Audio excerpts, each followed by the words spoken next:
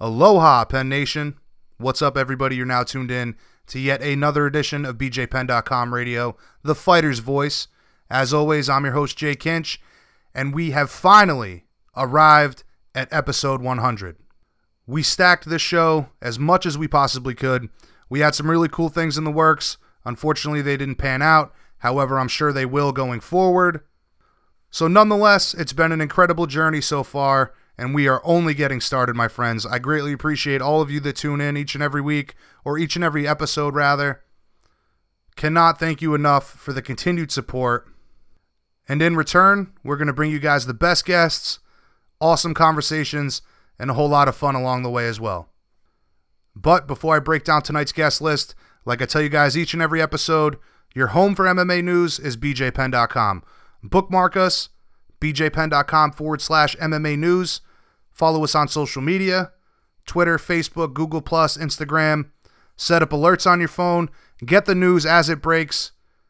We've got all the exclusive content, breaking news, hot topics, everything you could possibly want under one roof. Everything you crave from the sport you love of mixed martial arts, BJPenn.com. We have got you covered, guys. So on that note, episode 100. About as stacked as they come in regards to guests.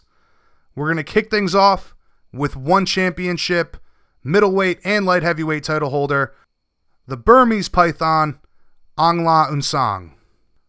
Aung La has taken one championship by storm. As I said, he's captured 2 titles, and he has captivated the hearts and minds of the entire country of Myanmar. He's become an athletic hero to the Burmese people, and he looks to continue to do them proud on October 26th as he returns to action. So we're going to talk about that matchup, his opponent, what he has planned going forward to ensure his continued success, the pressures of being such a huge star in his native country, and a whole lot more. Next up, we're joined by number 5 ranked UFC welterweight and former title challenger, Stephen Wonderboy Thompson. Following the loss to Darren Till back in July and sustaining a pretty nasty injury in that fight, Wonderboy is finally on the mend, finishing up his rehab. He's ready to get back to action, and we're going to talk about potential matchups. He's called out Robbie Lawler. That would certainly be a fun fight. So we're going to break that down. We'll talk about other possibilities for his return to action, his thoughts on the landscape of the division, the title picture, and a whole lot more. Next up after Wonderboy, the UFC bantamweight champion returns to the show, TJ Dillashaw. He joins us to recap the win from UFC 227 against his heated rival, Cody Garbrandt. We'll discuss what's next for TJ and this ever more likely champion versus champion fight between himself and Henry Cejudo. We'll get TJ's thoughts on Henry's win over Demetrius Johnson, future opponents for TJ at 135 pounds, how he plans to defend both belts simultaneously and continue his quest to becoming the pound-for-pound king. All that and much more with TJ Dillashaw.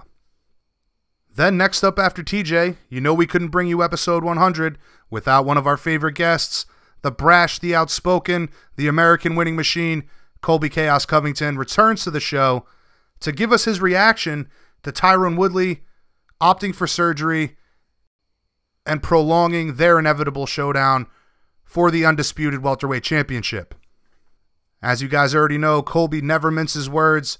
We've got plenty of topics to discuss with him. We're going to get his thoughts on the return of John Jones, John's conditional agreement with USADA, other big fights at 170 pounds that interest the current interim champ, and a whole lot more. You guys always know it's a fun conversation with Colby Covington. Then next up after Colby, returning to the show, he was one of the guests on the first episode of BJPenn.com Radio, so it's only fitting that he returns for the 100th show. Brazilian Jiu-Jitsu revolutionary, founder and owner of 10th Planet Jiu-Jitsu, and head grappling coach to the former UFC lightweight champ Tony Ferguson. Of course, I'm talking about Eddie Bravo. We're going to catch up with Eddie on all the continued success of the Eddie Bravo Invitational, EBI. We're going to talk about his team competing in Quintet, tomorrow night in Vegas, right before UFC 229. And of course, we're also going to break down this matchup between his star pupil, Tony Ferguson, and Anthony Pettis, and get his take on the main event, who Eddie would prefer Tony to fight next, and a whole lot more. And then closing out this episode, we're joined by number 15 ranked light heavyweight in the UFC, surging Australian prospect, Tyson Pedro. It was recently announced that Tyson is going to face off against Mauricio Shogun Rua at UFC Adelaide on December 2nd. This is a huge matchup for Tyson. We're going to break that down, recap the loss to Ovince St. Preux that he's coming off, the lessons he learned from that, what a big win over Mauricio Shogun Rua means for his career, his longtime relationship with his brother-in-law, Tai Tuivasa, who is also fighting on that card against Junior Dos Santos, and a whole lot more. There you have it, guys. 6 great guests. This is BJPenn.com Radio, The Fighter's Voice, episode 100. Kicking things off, the Burmese Python, Aung La N Sang.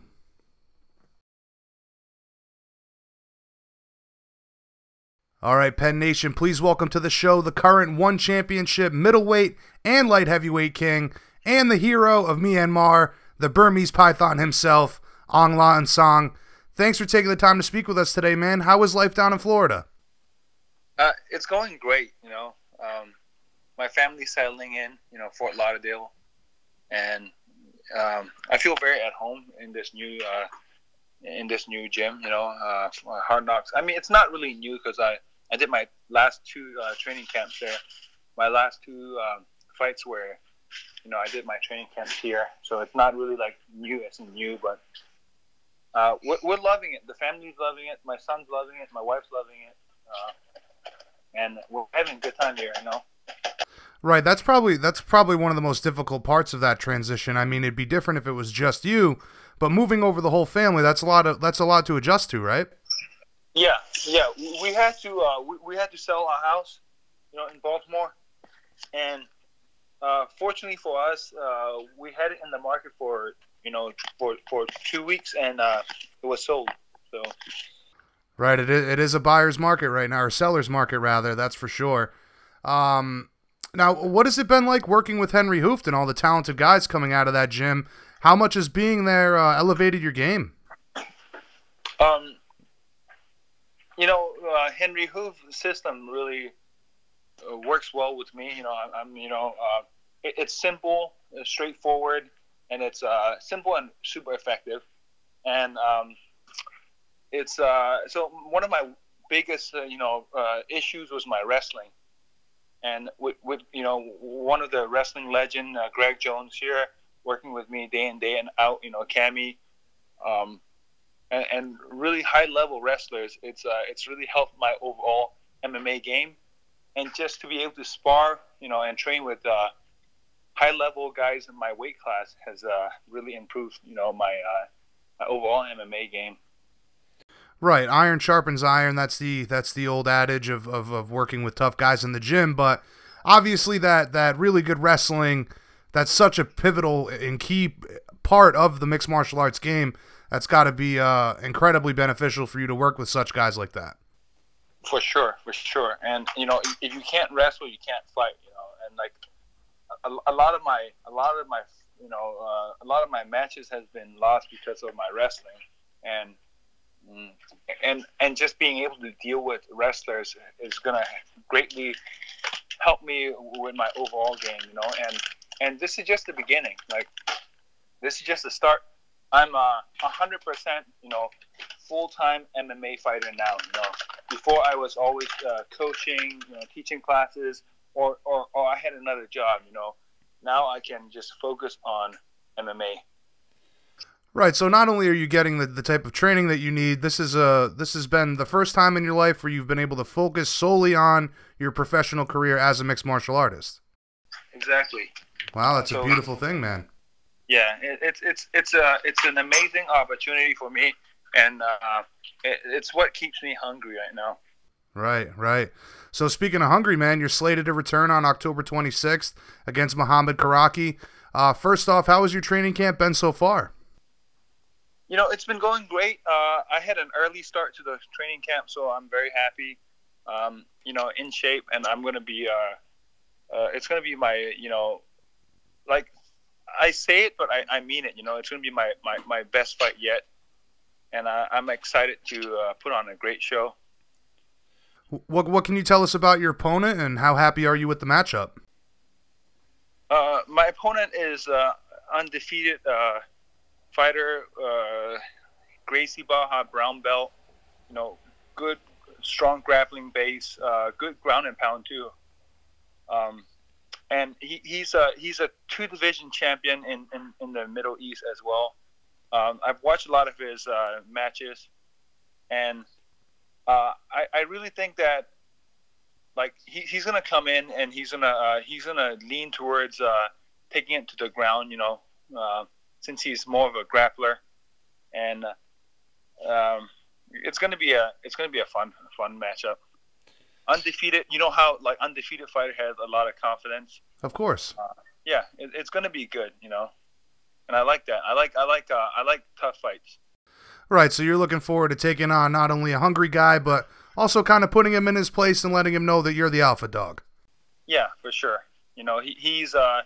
He's coming in from a different organization. He's undefeated. He's younger than me. So it's going to be fun.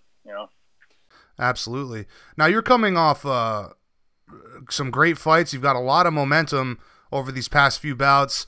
You captured 2 titles. You finished one of the scariest guys in the promotion, and now you're set to defend the middleweight title yet again. It must feel like the sky's the limit for you at this point, right? Yeah, I feel like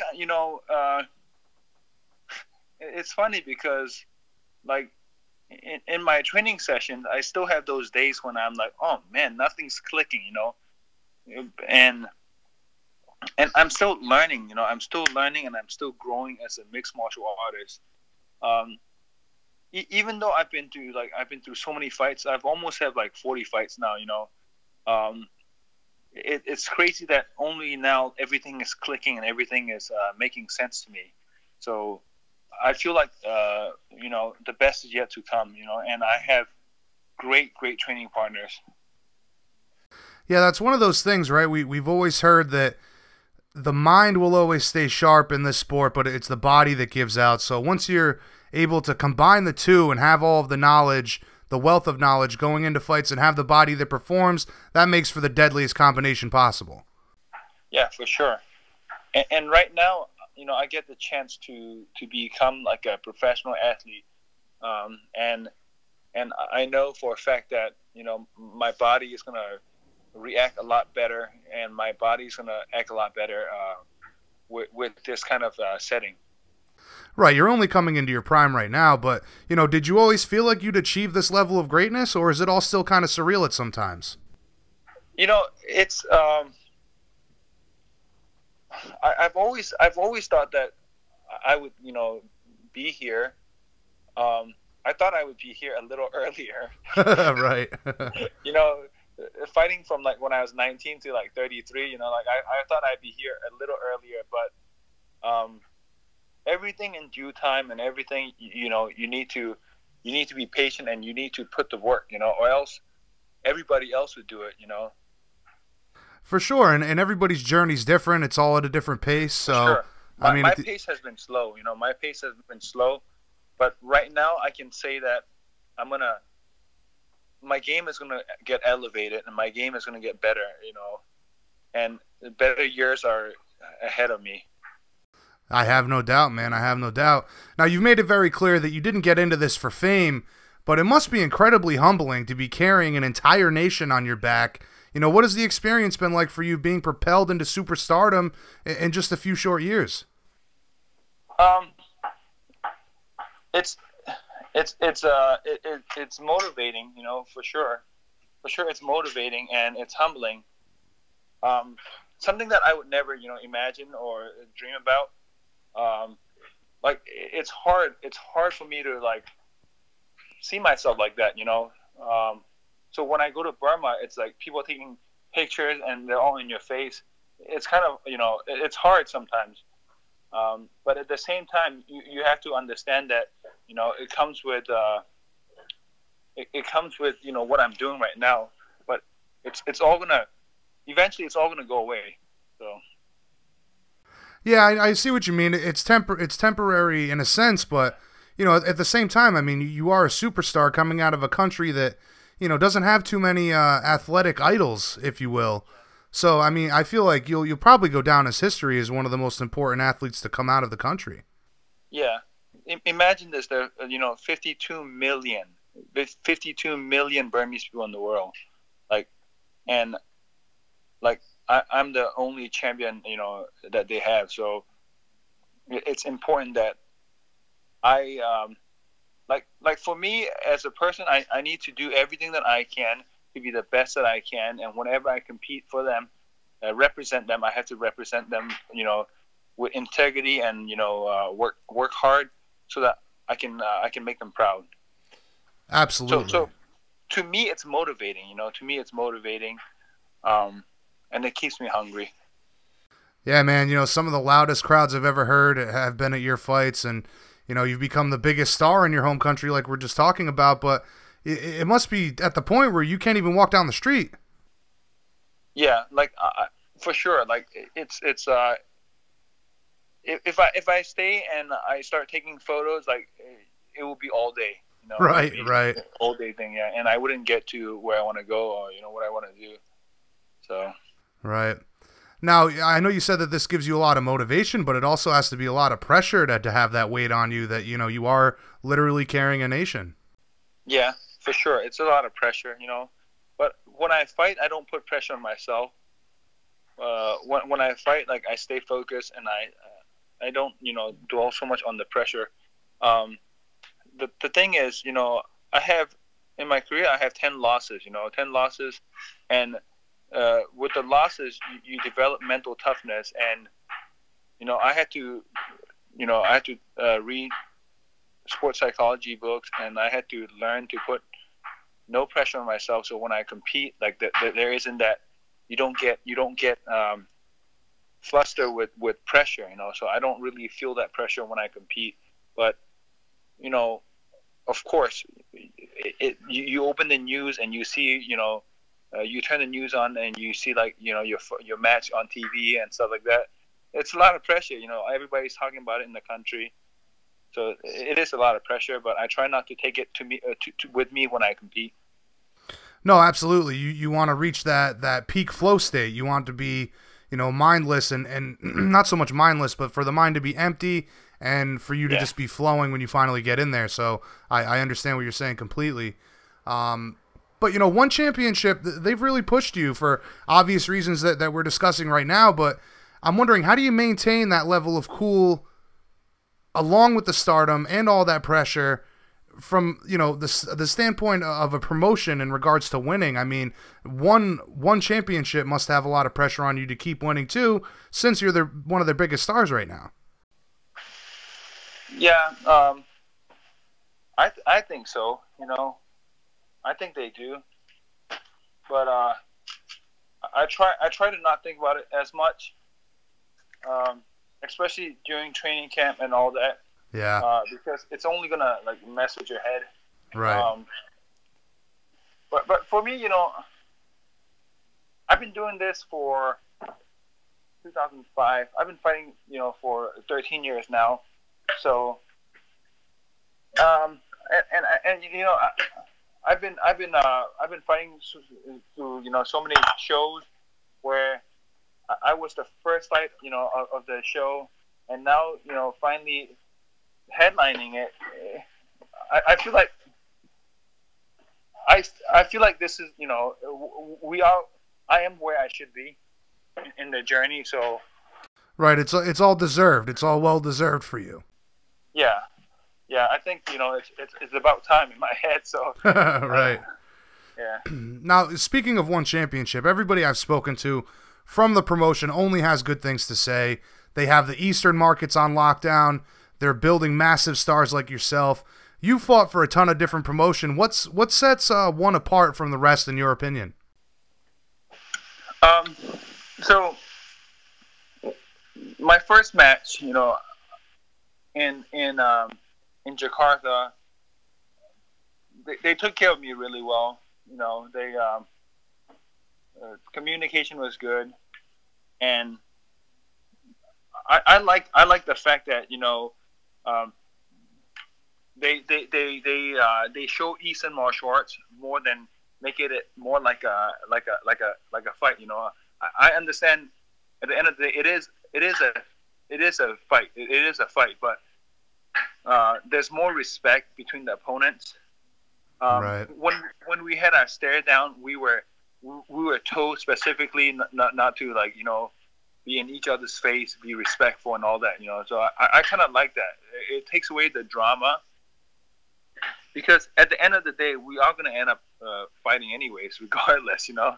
So it takes away the drama, and it makes it like it makes it more about respect and more about integrity and, you know, more martial arts, like Eastern martial arts. So. Yeah. It's more pure, that's for sure, man. I talk about it all the time on the show. I understand the drama aspect you're talking about, promotion.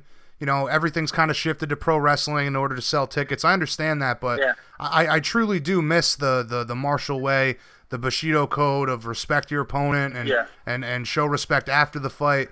So it is very refreshing to see that being embraced by a promotion so big as one.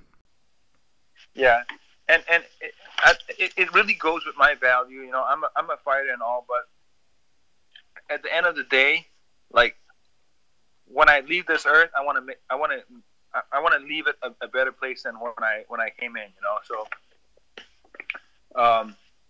so having respect and having seeing other people as, you know, I don't see my opponent as somebody I hate, you know. I see my opponent as somebody I respect, and he's fighting so that he can, you know, like my last opponent, he's fighting because he needs to make a living. So we're both here trying to make a living. You know, we can both, you know, go in there, put on a great show, and at the end of the day, we can shake hands with each other and we can have breakfast the next morning. Right. Again, it's very refreshing to hear this kind of stuff, because we see so much of the opposite end of the spectrum in this day and age. But listen, getting back to your own career, what are the goals for yourself for the next few years? You know, obviously defending your titles, but, you know, what kind of mark are you trying to leave in terms of legacy? So as far as my athletic career goes, I want to end it, you know, at my peak. You know, I don't believe that I've reached my peak yet. I want to continue and doing well at my, you know, weight class. I want to keep getting, you know, good fights, and when I'm done competing, I want to bring back MMA to my country, you know, in Myanmar. And hopefully I bring the next generation. So after that, the next 10 years, I want to bring up the next generation of MMA competitors. Yeah, and don't get me wrong, I wasn't at all insinuating that you know, you're close to retirement or anything like that. It's just, you know, you've already accomplished so much. You've become this huge star. You have all this star power for your country. You know, in regards to legacy, it sounds to me like your primary focus is go out there, do the best you can, but at the end of the day, you want to bring back everything you've experienced on your journey back to your country and give that back to your people. Yeah, for sure. You know, so where I grew up is very different from where I am right now. We don't have the same luxuries as people in America do. We don't have the same we don't have the same opportunity as a lot of the people do, you know. And sometimes people in that kind of area, they're very they don't get the same life opportunity as people, you know, elsewhere does. So I want to bring opportunity to people in my country as well, and I want to kind of change their mindsets. Yeah, it's interesting. Obviously, you know, I'm an American, but so many of us take for granted the simple luxuries of life, that we all take for granted on a daily basis. So, you know, I commend you for doing exactly what you intend to do here. But You fought 3 times last year. This will make your third fight for 2018. Is it safe to say that after this one, we won't see you back in action until after the new year? Yeah, we'll see how it goes. But I do have plans, I do have other plans besides fighting this year. What do you got going on? So I do plan on starting like a scholarship program in Myanmar, so like the young kids can start training MMA, get a good education, and have and have an opportunity, to do what they love, and to have, food on the table and education taken care of. So that's beautiful, man. When is that already in place? When do you plan on implementing that? Right after the fight. I already have talks with my friends back home, and talks with some ministers and stuff. So it's gonna happen this year. Beautiful, man. That is amazing stuff, and so important in this business, man. A lot of guys get fame, they get a bunch of money, and then they leave everything that they knew behind. So it is really good to hear that you plan on giving back in such a big fashion like that. But are we at a point right now where we should only expect to see you compete in Myanmar? I feel like it's going to be really hard to put you on fights anywhere else, right? I think they're going to put me in Japan next year. Yeah? Yeah. I think they're going to put me in Japan for a big fight, so I'll be ready. But it doesn't matter, man. I'm down for right. Whenever. Yeah. Right. Stack them up, you'll knock them down. Yep. Line them up. All right. So after you defeat Karaki, what's next? Light heavyweight title defense, or?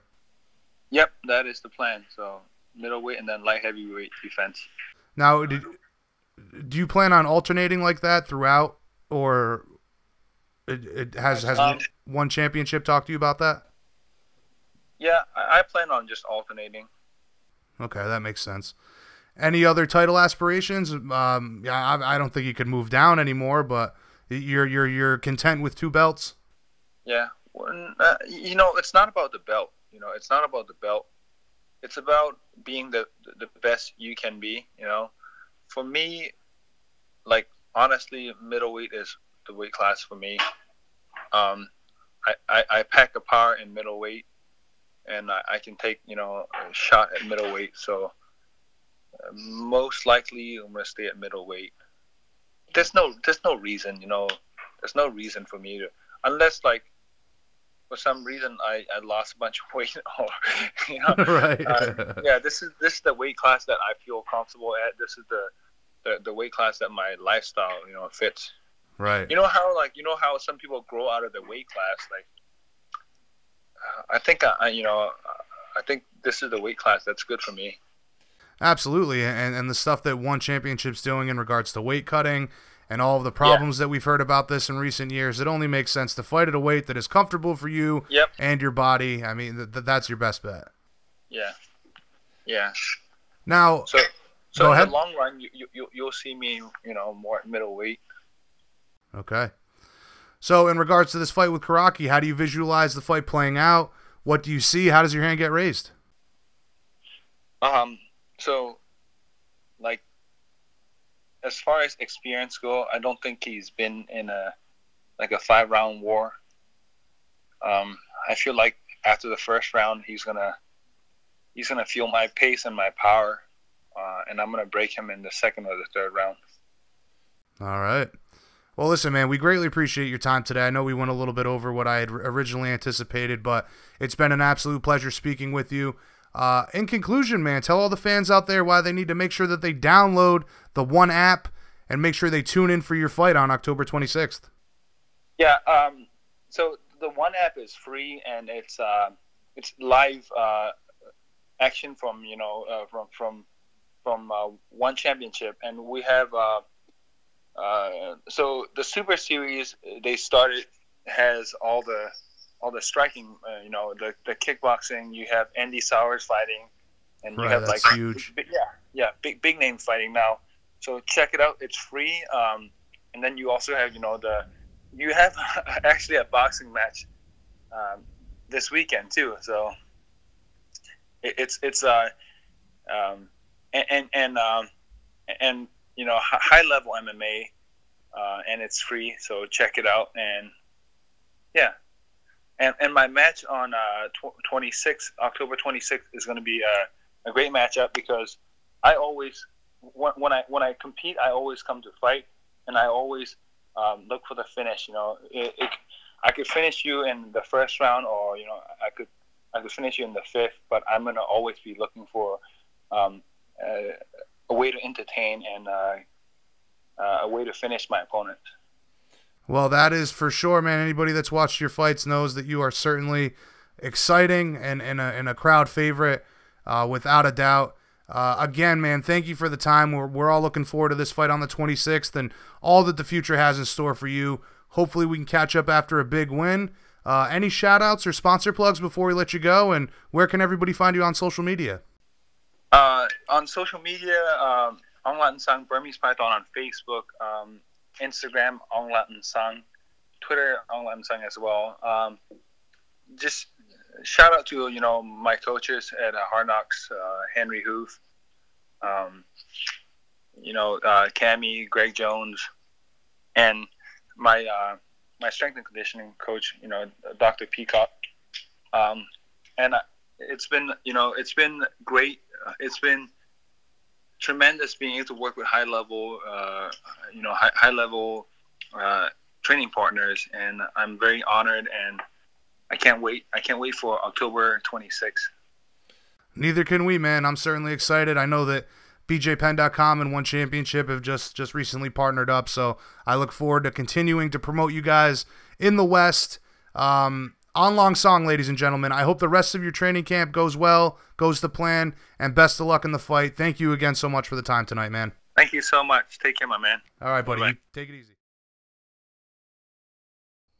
Well, you heard it there. Aung La is an incredibly humble guy, dedicated to his craft, and also incredibly talented.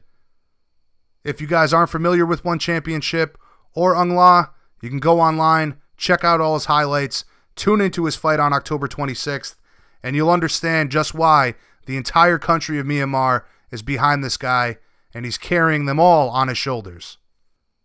But let's keep it rolling like we always do. BJPenn.com radio, the fighter's voice.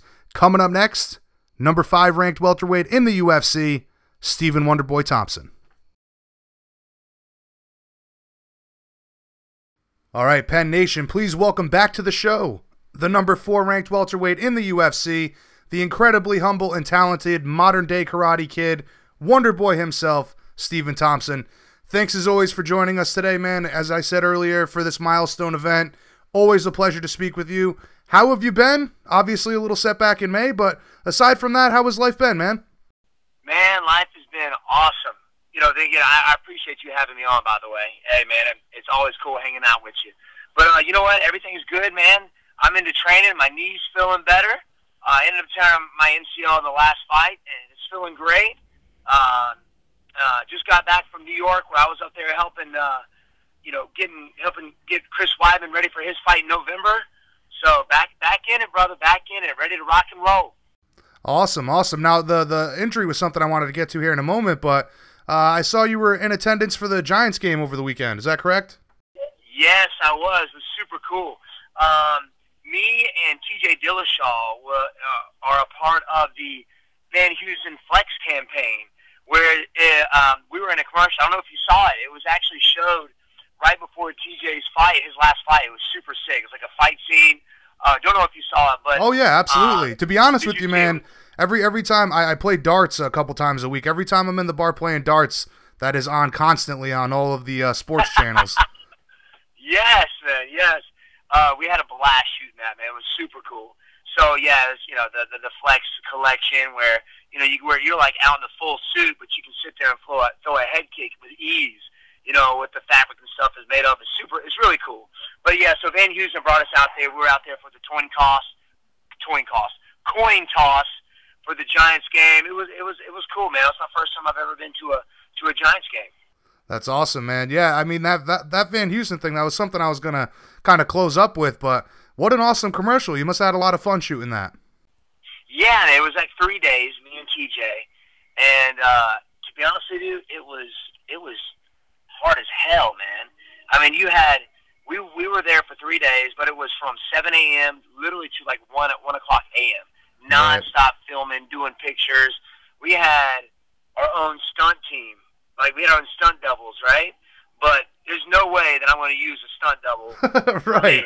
You know, that was me. Like, everybody's like, did you use a stunt double when you got thrown through that table? I was like, no, bro, that was me getting thrown through that table. You know, the stunt doubles were like, hey, man, you know, if you need me to step out there, I was like, dude, I got this, bro. I was looking forward to going through that table than anything else. It was super cool. We had one shot to do it, too. So we had one breakable table, and we made it work. It was a lot of fun.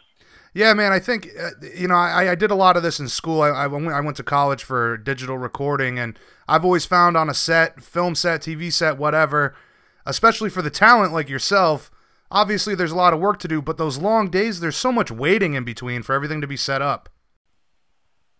Yeah, and that's what it was. It was tons of waiting, tons of course, it was awesome because they had the best food you can imagine there for us, you know. Craft services, like, baby. Yeah, I know. It was awesome. I know it was killing TJ. TJ's is on that, you know, what is it? The not intermittent, what's that new ketogenic? He's ketogenic, yeah, right? Ketogenic diet. So I think he was struggling, but I was tearing up the brownies, man. There was a lot of waiting going on, but yeah, man, it was just a super cool experience. I've never done anything like that before. I can't imagine what it's like to make an actual movie. That was a 60-second commercial and you know, a 2-hour movie. I can't imagine.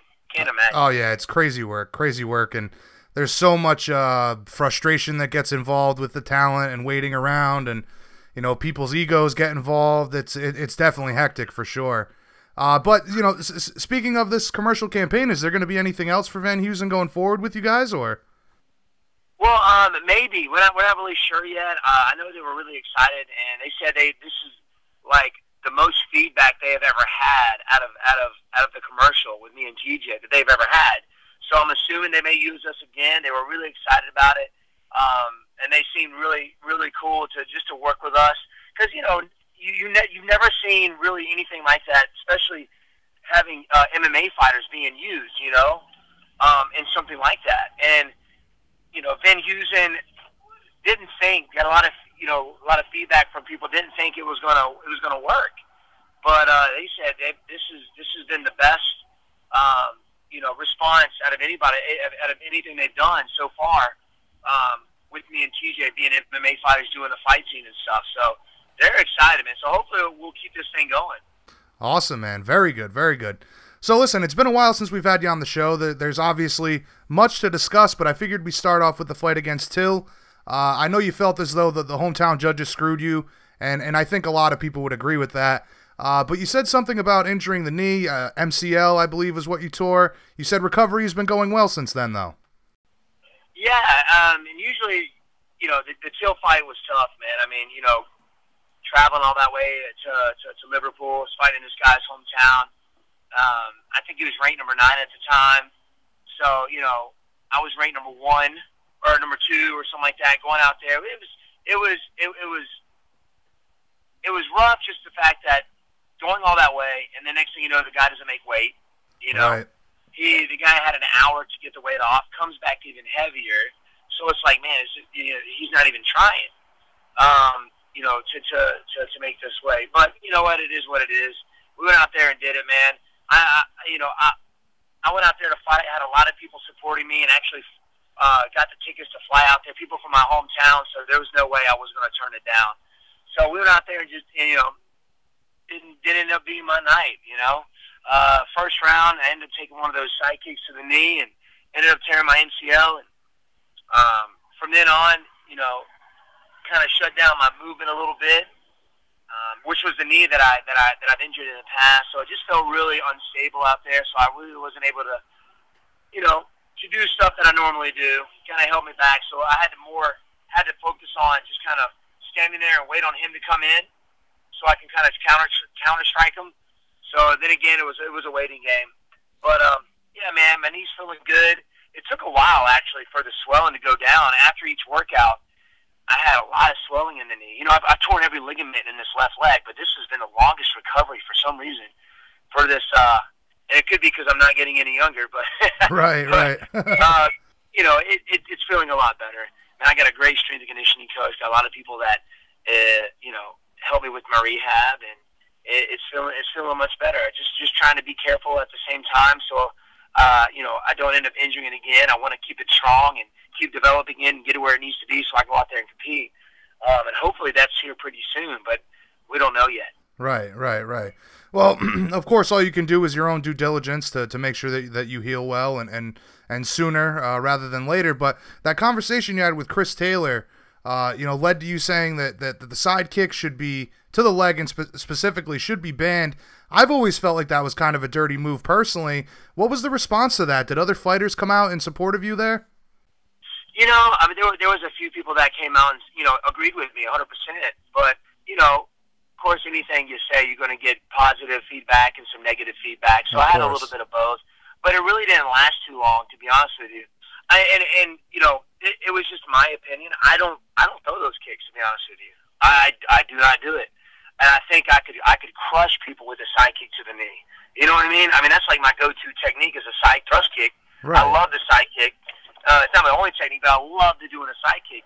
But, man, I was just thinking, imagine if I went out there and just started side kicking people in the leg. Like, you know, I don't think they would come out of the first round, you know? But You'd be ending careers. You'd be ending careers. Say that again? I think if you were side kicking people in the knee, you'd probably be ending careers, you know? Yeah, and that's the thing, man. You know, that almost happened to Robert Whitaker. I've torn my ACL. I've torn every leg in my left leg. And I know what it's like to have those knee injuries and have the doctor look at you and say, hey, man, you're never going to fight again. And, you know, I've spent my entire life to get to where I'm at. And for somebody to tell you that, man, that's devastating. That's like, of course, you know, that's the end of your career. That's what you've been living for. That's what you've been training your butt off for. You know, to fight for these fans. And yeah, I'm not going to go out there and end somebody's career.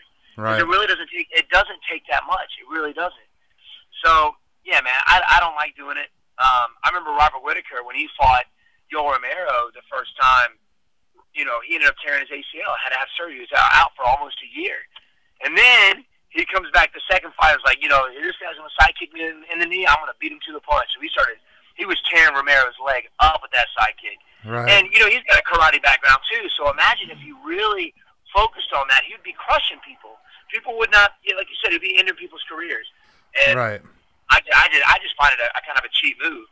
Right, I've always kind of likened it to like foot stomps. You know what I mean? Like what are you doing? Yeah. You're just breaking people's toes. You know, like what are we really accomplishing here? You know, but it is what it is.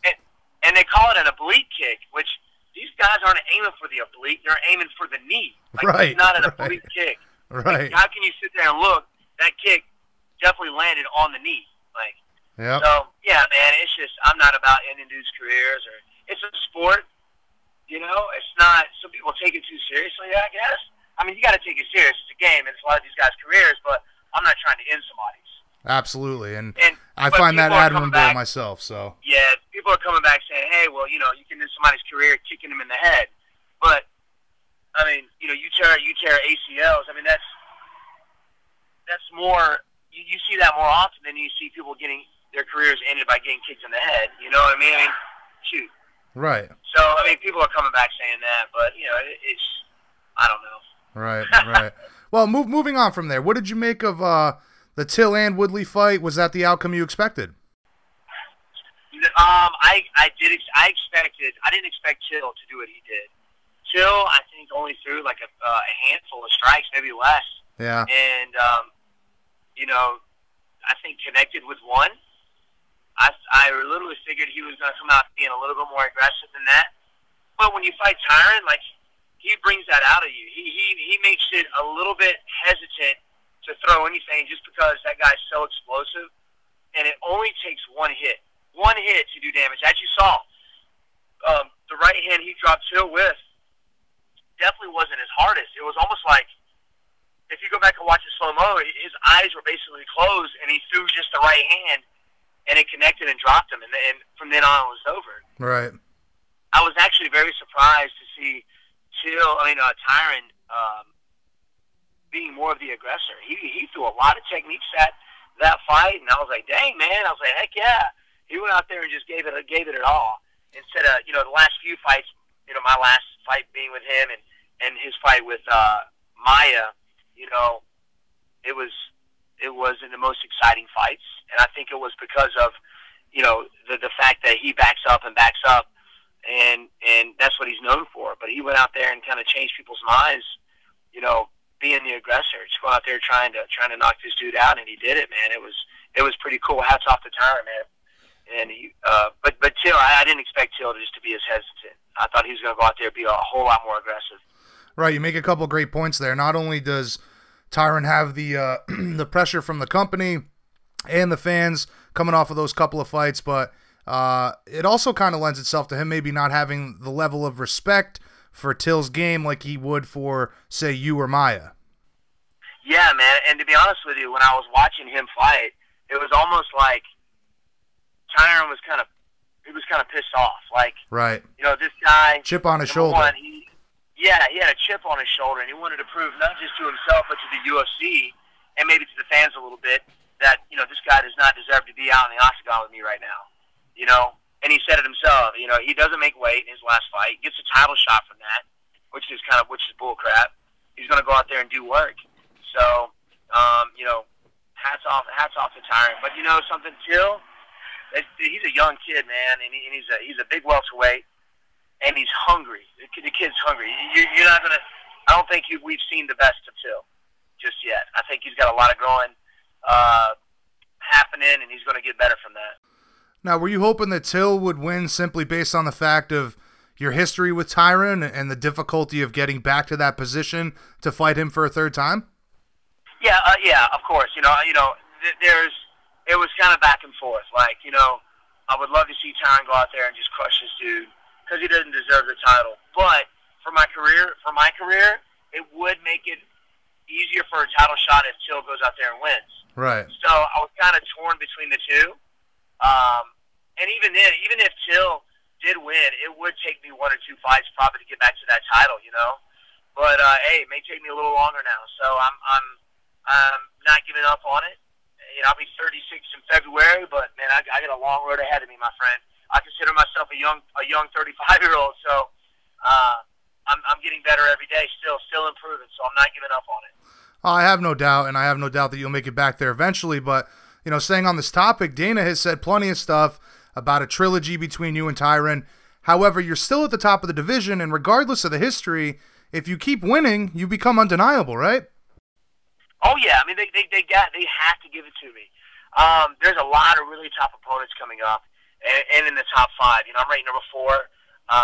You got RDA, you got Colby Covington, you got the champ, you got Usman coming up, I think, to fight RDA. Right. You got some killers in this division, man. And you can't underestimate anybody. I don't care if he's the lowest guy in the rankings. Anybody's got the potential to put you away. So, but when you look at that top 5 or that top 10, man, it's like, wow. Yeah, it's definitely one of the most stacked divisions in the company. That's for sure. I agree, 100%, man. And looking forward to seeing some of these fights coming up. I mean, you got RDA versus Usman. I think it's going to be an awesome fight. I'm not really sure if this is happening or not, but you have the Poirier and Nate Diaz. I don't know if it's happening or not. If it's going to be for the 165 title. Yeah, I think. Unfortunately, I think Dana White and the UFC have put the kibosh on that. Unfortunately. Oh, really? Yeah. Gotcha. That's a bummer. I was about to say, because you may have a few 170s moving down to that weight class, like RDA, who is a smaller 170. You may see some of these guys moving down to that division and try and go for that title, maybe a little bit easier. But if it's a no-go, well then, hey, bring it on, y'all. Let's go. Well, that was going to be something I was going to ask you. Well, first of all, what did you make of the possibility of them, pushing for that 165-pound weight class? Is that something you support? It sounds like you do. And would you yourself be interested in fighting at 165 if that was to become a possible weight class? That's a good question, and I've had a few people ask me that when it was earlier on, when everybody was like, "This, there's going to be another weight class." I'm not considered a big 170, but I do struggle to get down to 170. I'll walk around about 190. You got a lot of guys in this division who walk around over 200 pounds. Yeah. And it was crazy to hear. There were some 155ers that walk around. I hear Khabib, walks around about 200. Kevin Lee's the same. I'm like, wow, they get down to 155. That is crazy. They must kill themselves. Yeah, so there's definitely a point of diminishing returns, right? Yeah. And I think it would get to that point. If I ever try to make it, I would have to lose some muscle mass, obviously, but I'm still struggling to get to 170. Right. My body does not do well with the weight cut. Some guys are, just born with it, or they've been doing this for such a long time, like Tyron. He walks around over 200 pounds, 210, something like that, but he can get down there, man.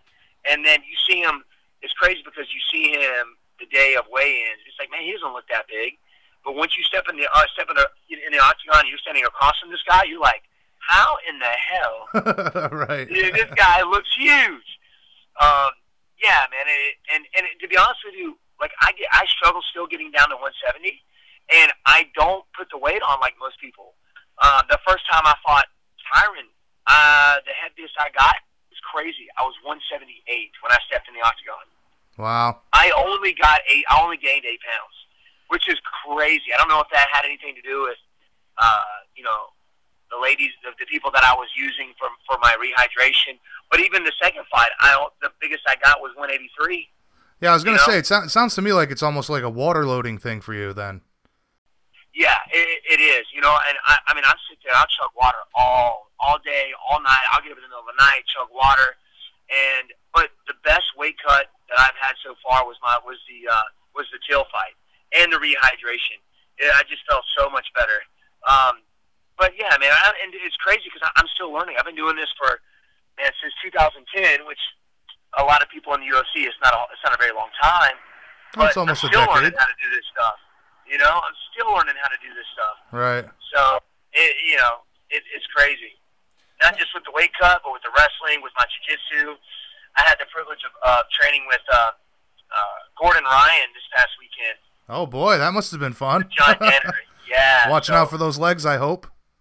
Oh my gosh, that guy's huge. He's like 230. I didn't realize how big that guy was.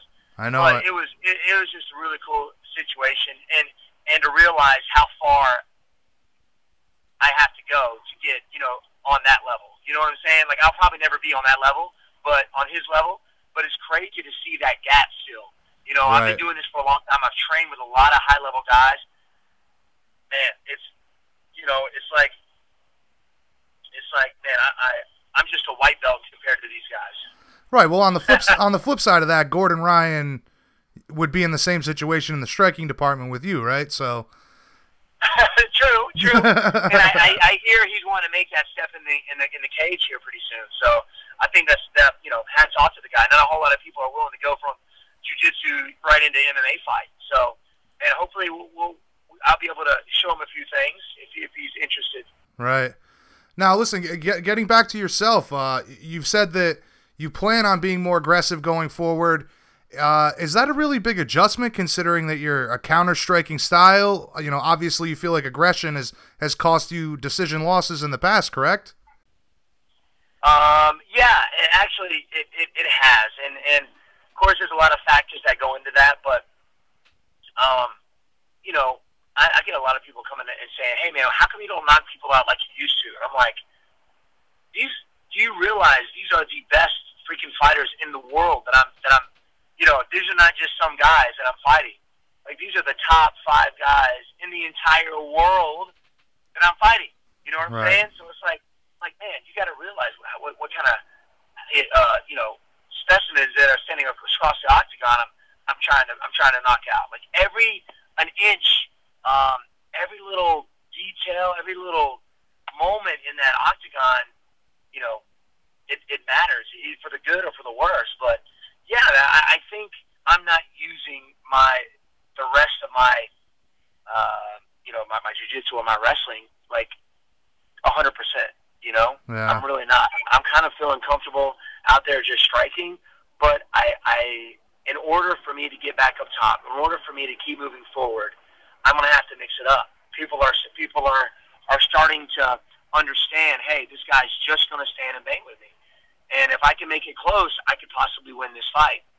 So I've got to put another element out there. I got to, I did that against, my third fight in the UFC. I used a lot of my wrestling against Chris Clements, and I just kind of gotten away from that.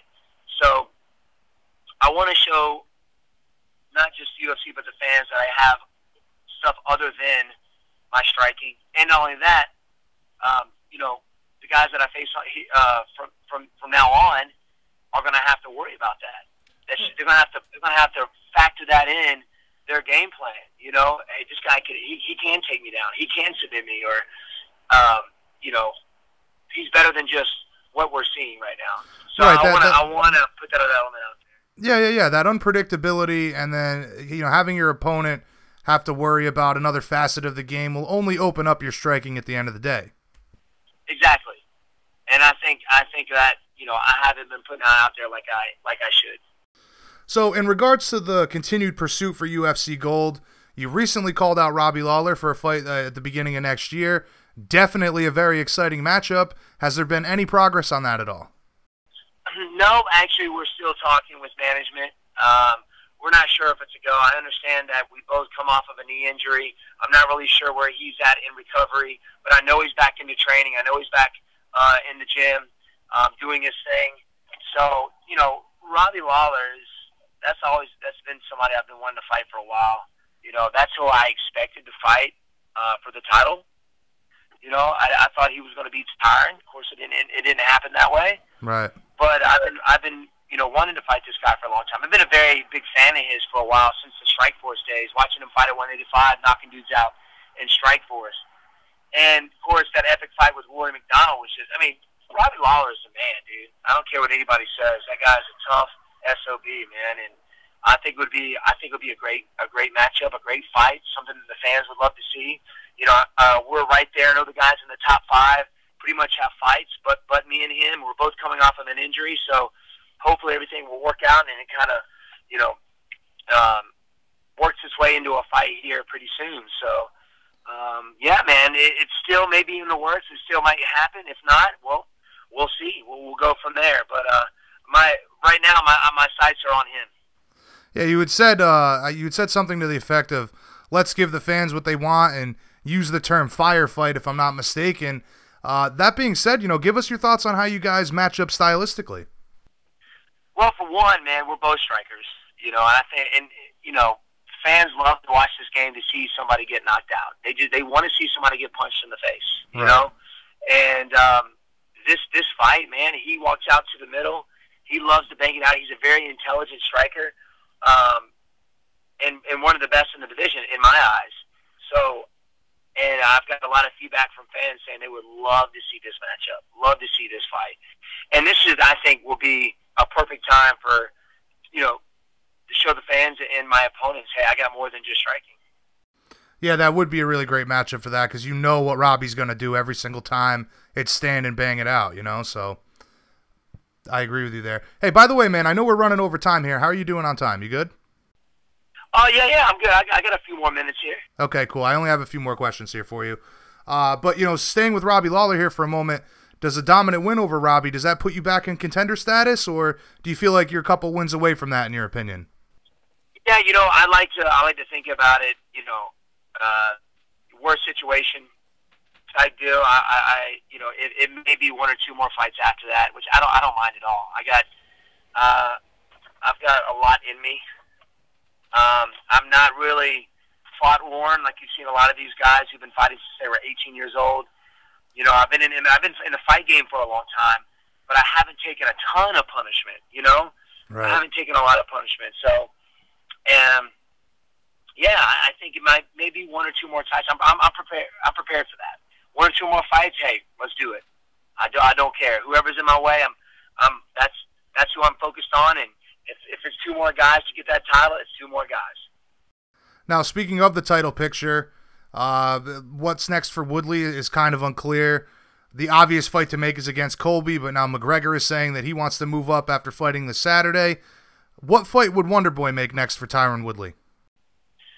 You know, well, if you want to do the right thing, as much as people don't like him, there's a few people that like him. I think he should fight Colby. I do think, of course, we're thinking about rankings here and not really the money fight. I think it would be a huge money fight for Tyron to fight, for anybody to fight Conor McGregor. Of course. You know, for anybody to fight McGregor. Right. But, you know, I think the right thing to do would be to fight Colby Covington. And just to kind of see where he's at. I know he had some kind of nose issue, surgery going on, and he wasn't able to make it when the UFC wanted him to fight, so they put Till in. But I think the right thing to do is to put Colby out there, get that over with, and then think about the Conor McGregor after that. To be honest with you, I think Tyron would knock Colby Covington out. I think he would knock him out. Of course, Colby Covington has a gas tank on him. He's a wrestling machine, but Tyron, that's his background. Nobody realizes Tyron is the strongest welterweight that I have ever faced. He is ridiculously strong, you know. And I think he's got beef with him. I think that will be an awesome fight. All the trash talk that Colby Covington has been doing. I mean, he's like on Twitter talking trash about everybody in a way. I mean, John Jones, I believe. I don't know if you saw that or not. Oh, of course. I mean, listen. Crap about John Jones. I'm like, what? Colby's a really good friend of the show, and I feel like a lot of people don't understand what he's trying to accomplish here. You know, he is relishing that bad guy role unlike anybody else. Oh, yeah. But you're right, man. He's on there picking some fights with some people that sometimes, you know, might not want to run into John Jones, you know? But like you said, you know, the fans, this is an entertainment industry. You got people you love, and you got people that, you know, that you hate. And he is developing that part, that side of it. Right. And I think he's doing a good job. He is doing a good job. It's getting him fights, and I think he should go up for that next title shot, to be honest with you. And you got to have those people. You got to have people you love and people you hate, you know? For sure. Now, he's had plenty to say about you, and you've responded already. I won't get into that, but if Tyron gets sidelined with this hand injury for a while and Colby wants to fight again before Tyron's ready, is that a matchup that would interest you? Oh, yeah, definitely, man. You know, anybody in the top 5 I think would be awesome. Of course, I don't know if he would take it because I know he's right there for that title shot, but, man, yeah, I mean, anybody in the top 5 right now, I'll be willing to you know, to step in the octagon with. They're all really good fighters. Colby Covington is a monster. You know, especially that last fight against RDA, the guy is relentless and he's gritty, which is what you know, a lot of people don't even. He's not afraid to put himself in uncomfortable situations, and yeah, he takes a lot of risks. Yeah, he does, man. And my hat goes off to him for that. I mean, he's a tough dude. So yeah, man, I wouldn't mind that at all. Awesome. All right, changing gears here just for a moment, real quick. Who are you picking between Conor and Khabib this weekend? Oh my goodness, that is a hard one. Well, number one, like my needle is kind of leaning towards the Khabib side. Right. Just the fact that, you know, it's been a while since Conor McGregor has fought MMA. His last fight was about a year ago, and it was boxing. You know, and Khabib is very consistent. He's been very consistent lately, and he's undefeated. He's never been knocked out. He crushes people, but at the same time, he's not the type of guy that knocks people out anyway. I think if he's going to win, it's going to be he's going to grind them out or make him tap. That's what I think. Of course, if you know, Conor McGregor touches you with that left hand, dude, he can put anybody out with that left hand. Absolutely. You know, but he hasn't done very well with really good grapplers. I mean, Chad Mendez, he knocked him out, but those first few rounds were hell for Conor. And Chad Mendez was on a 2 weeks notice. Right. Same thing with Nick Diaz. You know, Nick Diaz, you know, ended up choking him out. His cardio Conor's cardio wasn't where it should be, I think. And to fight Khabib, he better be tireless is all I got to say, because Khabib does not get tired. just from right now, because I haven't seen Conor fight, MMA in a while. I don't think he's changed, but my needle's kind of leaning towards the Khabib side a little bit, you know? Right. Well, I think John Danaher had one of the best analogies for this fight. He said it's either going to be the equivalent of a child getting maliciously beaten on the ground, or there's going to be a really clean knockout on the other side of it. So it's exactly. it's a big 50-50 here. Yeah, I agree with that, because if Conor's going to do it, it's going to be earlier in the rounds. I think as Khabib gets his pace going, it's going to be harder for him to do that, because he's going to be defending off those takedowns, nonstop. So his power may fade from that. But I think, like you said, it's a 50-50, man. It really is. And I hate picking these fights, because last time I did, I was completely wrong. And that was that was the Bisping and Luke Rockhold fight. You know, everybody had Bisping just getting crushed in that fight, right? Yeah. And you see what happened. Of course. So you never know. That's the beauty of the sport, man. That's the beauty of the sport. sport. That's why I love this game. I love this game. Speaking of Rockhold, obviously I know you're going to pick your brother-in-law, Chris Weidman, but you think that he's much better prepared to go into this rematch? Oh, 100%. I mean, we are 5 weeks out, and this is the best shape I've seen Chris Weidman in. This is the best shape I've seen him in, to be honest with you. His last fight with Rockhold, he went in that fight.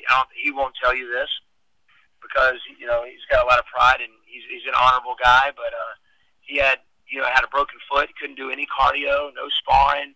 It was mostly stand there and hit nets, really. And he faded. You saw it in the fight. He got tired really quick. Right. And it was funny, because everybody blamed me for the spin kick he threw. I was like, I didn't tell him to do that. That was me. But this is. I mean, he's focused. That last fight with Gastelum has really fired him up. He's been out with a thumb injury. Had 2 thumb surgeries. Ended up breaking his thumb in that fight with Gastelum. But oh my goodness, the guy is hungry, man. I was up there this past week sparring and wrestling and grappling with this guy, and man, every time when I stepped off that mat, it was like I felt like I was going to die. You know? Yeah. I mean, he's an animal. He's an animal, and there's no stopping this guy. I think he's going to go out there and do some work, and I think Rockhold is going to be very surprised. I think Rockhold might be going to this fight thinking he's going to be the same guy, and he's not. Rockhold, it didn't have, the best. His last 2 fights weren't that good, man. I mean, with the knockouts and things, but you cannot take Rockhold lightly either, because the guy is a monster. But Chris is on another level, I believe, and I'll be there at MSG. Hopefully, you'll be tuning in, watching. Of course. Everybody who's listening in, make it out there or check it out, man, because it's going to be a war. Awesome. I'm excited about it. I'm about to go back out there again for another week and get some sparring in with him, and it's going to be fun, man. For sure. A lot of great fights on the horizon, and I'm certainly looking forward to your return. Wonderboy, listen, I know we've gone like double over the time here, and I greatly appreciate it. Always a pleasure to speak with you, my friend. In conclusion, man, what would you say to Robbie Lawler to encourage him to take the fight, and what message would you have for all the fans that are anxiously awaiting your return? You know what? First off, I want to thank you, man, for having me on. It's always a pleasure, Hayne. I love talking with you, man. I could probably go, talk to you for another hour. Right. I love it. You got some good stuff, and I like talking with you. But man, to my fans, I'm not giving up on that title. You will see me back in the octagon here pretty soon, hopefully, and see a different Stephen Wonderboy Thompson. But to Robbie Lawler, man, let's give what the fans want to see. They want to see a good fight, want to see a good brawl, and I think we can make that happen. Got a lot of respect for the guy, but hey, man, I've been wanting to fight this guy for a while, so let's make it happen, bro. Hopefully, this will help with that. Right. Well, I'll tell you what, I think that's the fight to make. Like you said, very exciting for the fans. It's one that everybody would tune in for. I'm certainly excited to see you make your return. I hope it is against Robbie. Again, thank you so much for being a part of episode 100, and I hope we catch up again soon. Any shout-outs or sponsor plugs before we let you go? No, man. I want to thank you. If you guys want to follow me on Instagram and Twitter, it's Wonderboy MMA. Check me out. Want to shout out my teammates at Upstate Karate and Team Pitch Black. And that's it, my friend. We ready to rock. All right, very good, very good. Heal up fast, my friend, and enjoy the holidays. We'll catch up again soon on the flip side. Thank you, my friend. You have a good one. All right, you too, buddy. Later. That was definitely the longest conversation I've ever had with Wonderboy. I hope you guys enjoyed it. Always a pleasure to speak with him. I know I'm certainly looking forward to his return to action. Hopefully he gets his wish, and it is against Robbie Lawler. What an awesome matchup that would be. But alas, we must move forward, my friends. BJPenn.com radio, the fighter's voice. Coming up next, the UFC bantamweight champ, TJ Dillashaw. All right, Penn Nation, the champ is back yet again. Please welcome to the show one of the pound-for-pound best in the business, the reigning bantamweight king, and arguably the best bantamweight the sport has ever seen, a modern-day ninja who can sport some serious Van Houston threads like the best of them. Of course, I'm talking about TJ Dillashaw. TJ, thank you so much for being a part of this 100th episode. How are you doing today, man?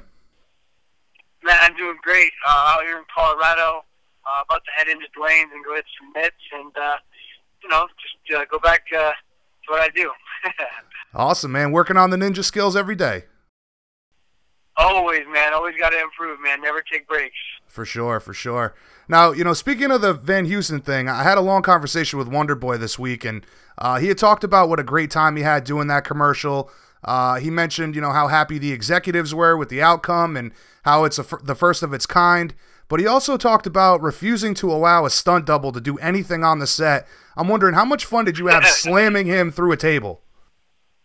Man, it was a blast. I think he was more excited to get slammed through the table than I actually was even slamming him through the table. And I was excited, but he was pumped. You can tell he's an action movie star fan and wants to be in. I mean, after doing it, I instantly would love to be in a movie doing that kind of stuff because there's so much fun choreographing it, doing all the action scenes, seeing how cool it looks afterwards. I mean, it was an awesome project. I mean, they had the stunt choreographer that was from the John Wick movie, so it was legit. Oh, wow. Man. We did a lot of cool stuff. Wow, the guy from John Wick, that's a lot of action stuff there, man. That's really cool. Oh, yeah, exactly. Awesome, man, awesome. He also talked about being involved in the coin toss at the Giants game. That was a pretty cool experience for you, right? Yeah, man, we got to go down on the field and to see him come out and shake hands and do the coin toss and just meet some of the players, shake hands with Manning and things like that. So that's pretty cool. Pretty cool being a fan. I'm a big football fan. I'm a Raiders fan, but I'm just a fan of football in general. So it was a pretty cool experience. The MetLife Arena out in New York is amazing. So that was cool. I mean, Van Houston's been a great partnership. They're a big company, huge apparel company, and so to be able to team up with them and do the cool projects we've done has been a lot of fun. Yeah, yet another sponsor and partnership on a long list that you already have going for you, man. The awesome stuff to see you continue to build on all that. But before we get into things here, I saw online that the training lab had just started a wrestling program, and from the looks of it, it seems like Juan Archuleta is running that. Pretty cool that you guys are opening the doors to the public now. Yeah, I wouldn't say we're just opening doors to the public. We're not like an open gym where you can come and train whenever you want. But we're doing youth wrestling. So we're doing youth martial arts. So we're teaching the kids anywhere from 5 to 10 years old and then 11 to 18 years old. We're teaching them jiu-jitsu, wrestling, striking, and whatnot. And then we also started a more experienced wrestling club for kids that are in junior high and high school to really get ready for wrestling season that's coming up. Juan Archuleta is not only a great wrestler, but he's an awesome coach as well, too. He's done a great job with a lot of the guys at Bosco down in Southern California, and he just has so much knowledge to pass off that he decided something he wanted to do, and so it's still not like just completely open to public to come in whenever you want. We have some select times to let the youth come in and take over the mat and kind of share it with them a little bit, Right, so it sounds to me like the promotional stuff that I was seeing was maybe that older class getting those guys ready for the wrestling season? Yeah, exactly. Yeah, that was Juan running that wrestling class for that. People getting ready for wrestling season. We want to have like an elite wrestling program for high school kids because we know we can send them to state, which will get them a scholarship, we'll get them through school. It really kept me on the straight and narrow growing up. I mean, if I wouldn't have been into wrestling, I wouldn't have gone to college. I wasn't I wasn't one that was into school. I didn't want to go and get a degree. I didn't really care. When I went to college, I went to get a degree in wrestling. Right. But I fell in love with the science and kinesiology, and, but I wouldn't have even known anything about it if I wouldn't have gone to school for wrestling. So right, it's a right. great thing to get back to the kids and really put them on the straight and narrow. I mean, wrestling, you have to give it your all, so you don't have time to fuck off and get in trouble. Right. Well, that's exactly what I was going to say. This is a really cool way for you to give back with all the skills that you've acquired over your lifetime as an athlete. Yeah, absolutely, man. I mean, it's a very affordable program too. We're not, like I said, we're not doing it to make money. We're just doing it to keep the lights on. And we got world-class athletes. We got Jared Pico, Juan Archuleta, myself, this guy Cash. We got in the gym, also NCAA All-American. So we have a lot of great knowledge to give back, and we're giving it to them for a very affordable thing. We want to pack the room. We want it to be successful. Awesome, man. Well, based on what I've seen, the room is certainly packed. But last time we spoke was in May following the announcement of your rematch with Cody. You were very confident going in, and of course the results speak for themselves, but you did exactly what you said you were going to do. It doesn't get much better than that, right, man? Not at all, man, especially with all the drama that's been going on for the last, 2 years, all the accusations on me, just having to deal with all the drama. I mean, obviously that was a huge weight off my shoulders once the second fight was done. Anxious to do it exactly how I said I was going to. I saw the openings. I knew how much better of a fighter I was. I told everyone I was going to finish in the first round. I changed it for what I was. I fought it completely different. And yeah, to get the knockout the first round like I called it was a great thing. Yeah, when I spoke to Dwayne just after the fight, he had talked about Cody really not evolving at all and how he had some tendencies that were very basic technical deficiencies that you guys could exploit. Not tucking his chin, leaving his hands down when he's throwing the right, if I'm not mistaken. You knew you had this rematch in the bag all along, didn't you? Did I lose you there? Yeah, I'm sorry. Did I lose you? It's just for a little bit. So, yeah, you listed everything that we knew. We knew that going into it. And, he's a great athlete. He's fast. He hits hard. He's a really good athlete. He's gotten away with that. Guys have let him get away with being a great athlete. But when you get in there and you have that fight IQ and you know the openings and you can take advantage of them, that's when the fight's different. Not only am I an athlete, but I'm out there, I'm thinking the entire time, and I'm a martial artist. I love this game. I love training. I'm completely addicted to doing it. So, I'm as well-rounded as it gets. You can't take the fight anywhere to me and not have me be better. Right. Now, I had asked Dwayne the same question, and his response was, focus on yourself, stop worrying about what other people are doing, or something to that effect. But as far as you're concerned, now that you're 2-0 against Cody, is the Team Alpha Male drama, is that buried once and for all now? It's been buried on my side for a while now. Even after I knocked Cody out the first time, I threw it behind me, but obviously the UFC wanted to shovel it right back out in front of me. But I've been done with that drama for a while. It's good that my next fight's talking about what's coming up. It doesn't have to be against Team Alpha Male because that's the past. That's old news. I think they have a big problem at their gym.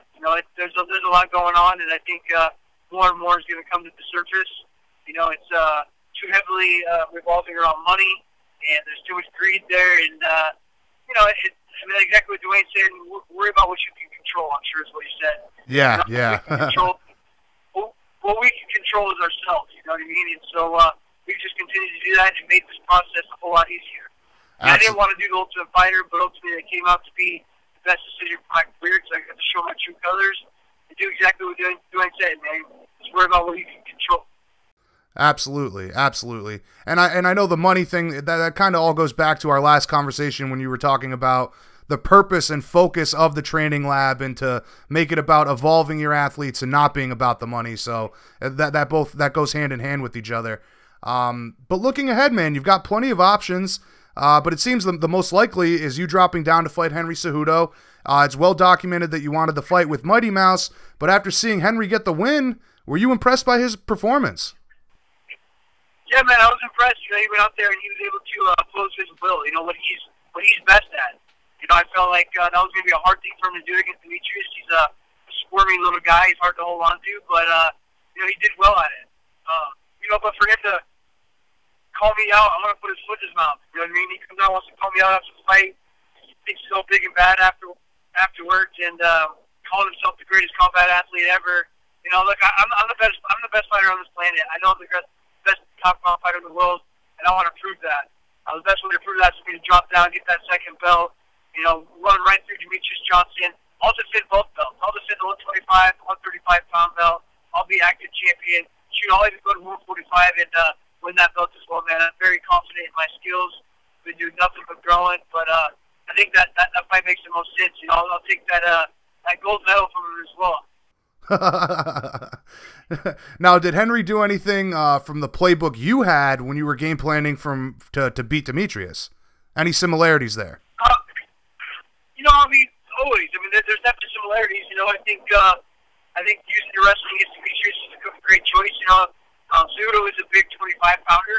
I knew he had the size on him and the strength on him, and so that's definitely the way he should beat him. That'd be a way I could as well too. But the thing is, I could outstrike both those guys. You know what I mean? Like my unpredictability, my ankles, my reach on them, and I think that would be the biggest threat against him is them just not knowing if I'm going to take him down or if I'm going to strike. And, keeping them guessing is the ultimate goal, no matter who it's going to be. But yeah, I mean, Henry stole a little bit of what I would want to do to Demetrius. You know, get on top, beat him up a little bit, impose my power on him. You know, and I feel that I can do the exact same to Henry Cejudo. You know, MMA wrestling is a completely different sport, man. For sure. Wrestling's one thing, MMA wrestling's another, and I think I'll beat him in that as well. Now, as you mentioned, he called you out right after the win. Was pretty brash about it, like you're saying. But for the most part, everybody seems to be on board with the fight. Has there been any developments on when that fight might actually happen, or are you targeting any specific dates at this point? I haven't been targeting any specific dates. You know, I've been dealing with a little bit of stuff on my own. I got a lot of business things I've been handling. But look, man, I mean, that's the fight I want. So as soon as that opportunity comes and it seems like it's the one the UFC wants to throw me is the right choice, then I'm in for it, you know? Right. I'm not afraid to go to the end of this year, into the beginning of next year. You know, I just continue to work towards that goal, and I think that should be there. Now, should Henry give Mighty Mouse a rematch before fighting you, in your opinion? You know, if Demetrius Johnson wanted it, then yeah, but he didn't even want it. He didn't even care. He said he wants us to fight first. He said, get that super fight out of the way. Because once again, man, Demetrius Johnson's afraid to fight me. He beats Henry Cejudo. He knows I'm coming for him. So I'm going to go down there and get that belt. Then I'll have no choice. Like I said, I'll defend both belts.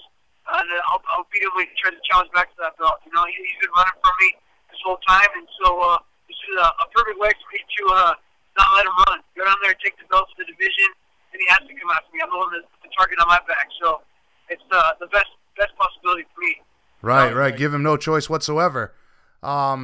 In regards to the bantamweight division, I spoke to Jimmy Rivera last week, and he seemed to be on board with you dropping down because the point that he made that there's really no clear contender at this time for you at 135. I'm sure you'd agree with him on that. Yeah, I mean that's actually exactly how I feel. You know, Dominic Cruz is a little bitch. Has been sitting out for 2 years. I want to say that he's ready to fight now. You know what I mean? Like he got obliterated, and he's going to sit out for 2 years, and then now I'm looking for a contender, and he's ready all of a sudden. He wants to sit out for Murderer's Row and not have to fight any of the top guys and then still get a title fight. Like he doesn't. No one owes him anything. You know what I mean? So get back in there. I think he needs to fight Marlon Moraes because I feel like that's another guy that's hunting for a title shot as well too.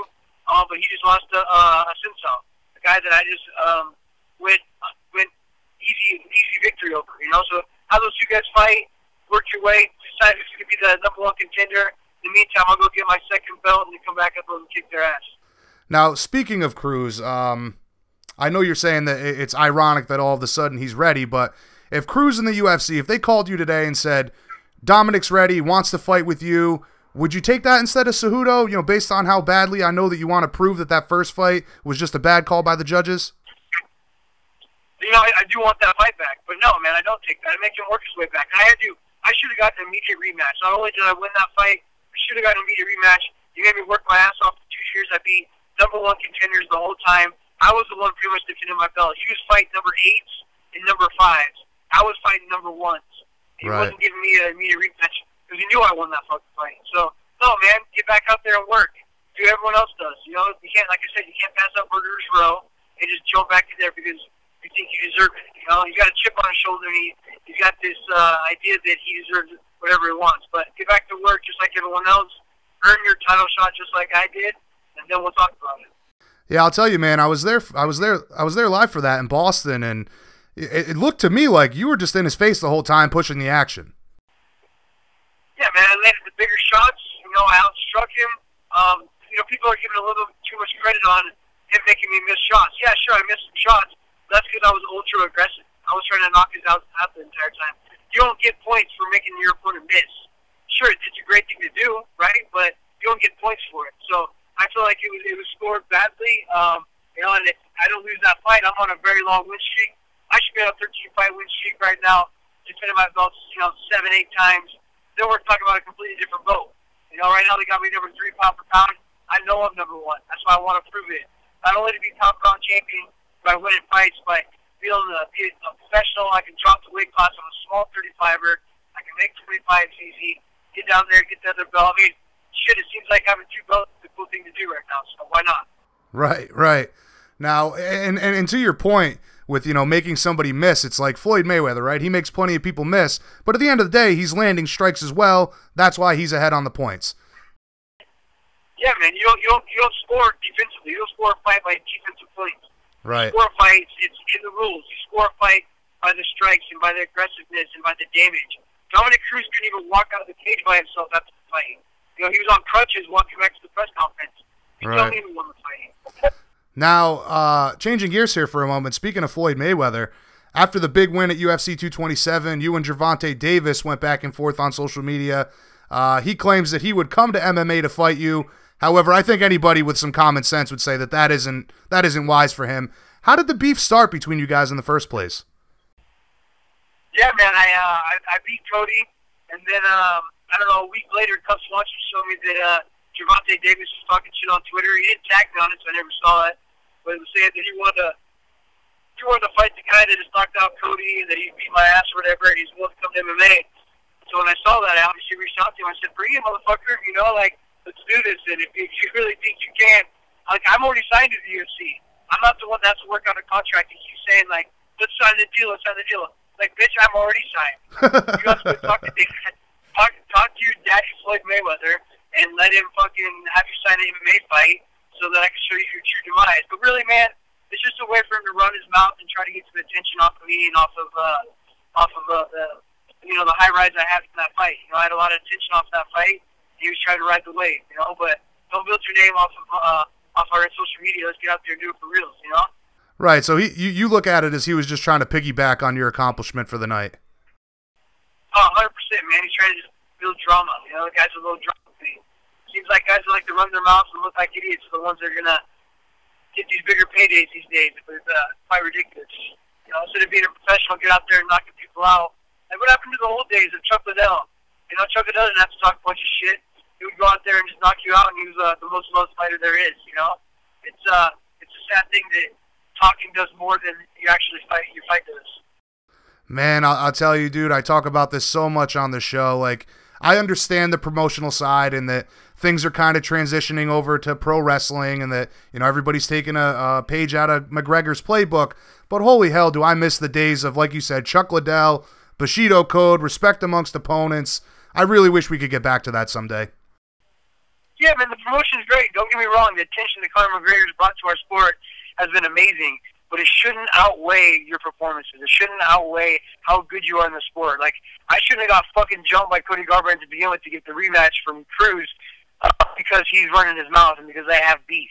You know, I was beating #1 contenders. I had a split decision loss. Like, I should have been the right one to get that title shot. But unfortunately, that's not the way it works. You know, they're going more off of the beef and more off the drama when really it should come down to your skills. You know, yes, I agree that the promotion's a great thing for the sport and bringing the money in. But let's make sure that we're keeping it to where our skill is most important. Absolutely. The best guys are fighting the best guys. This is fighting. You know what I mean? Like, this isn't soap operas.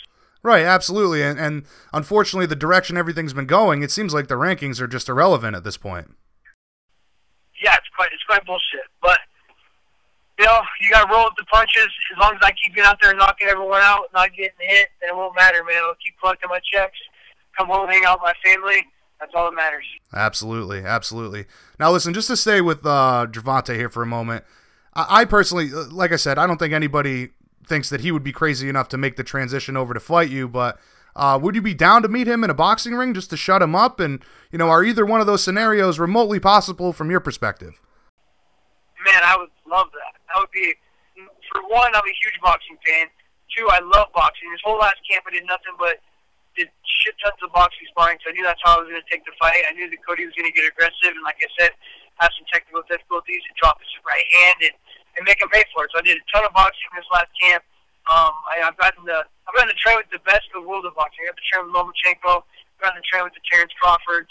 You know, I got to train with Fozzy. I mean, there's a bunch of. I mean, if I take a boxing fight, I have the best camp possible. And so I would love to prove that. I feel like Gervonta Davis, yeah, he's quick and he hits hard, but I really don't think he's that great, man. He's pretty wild.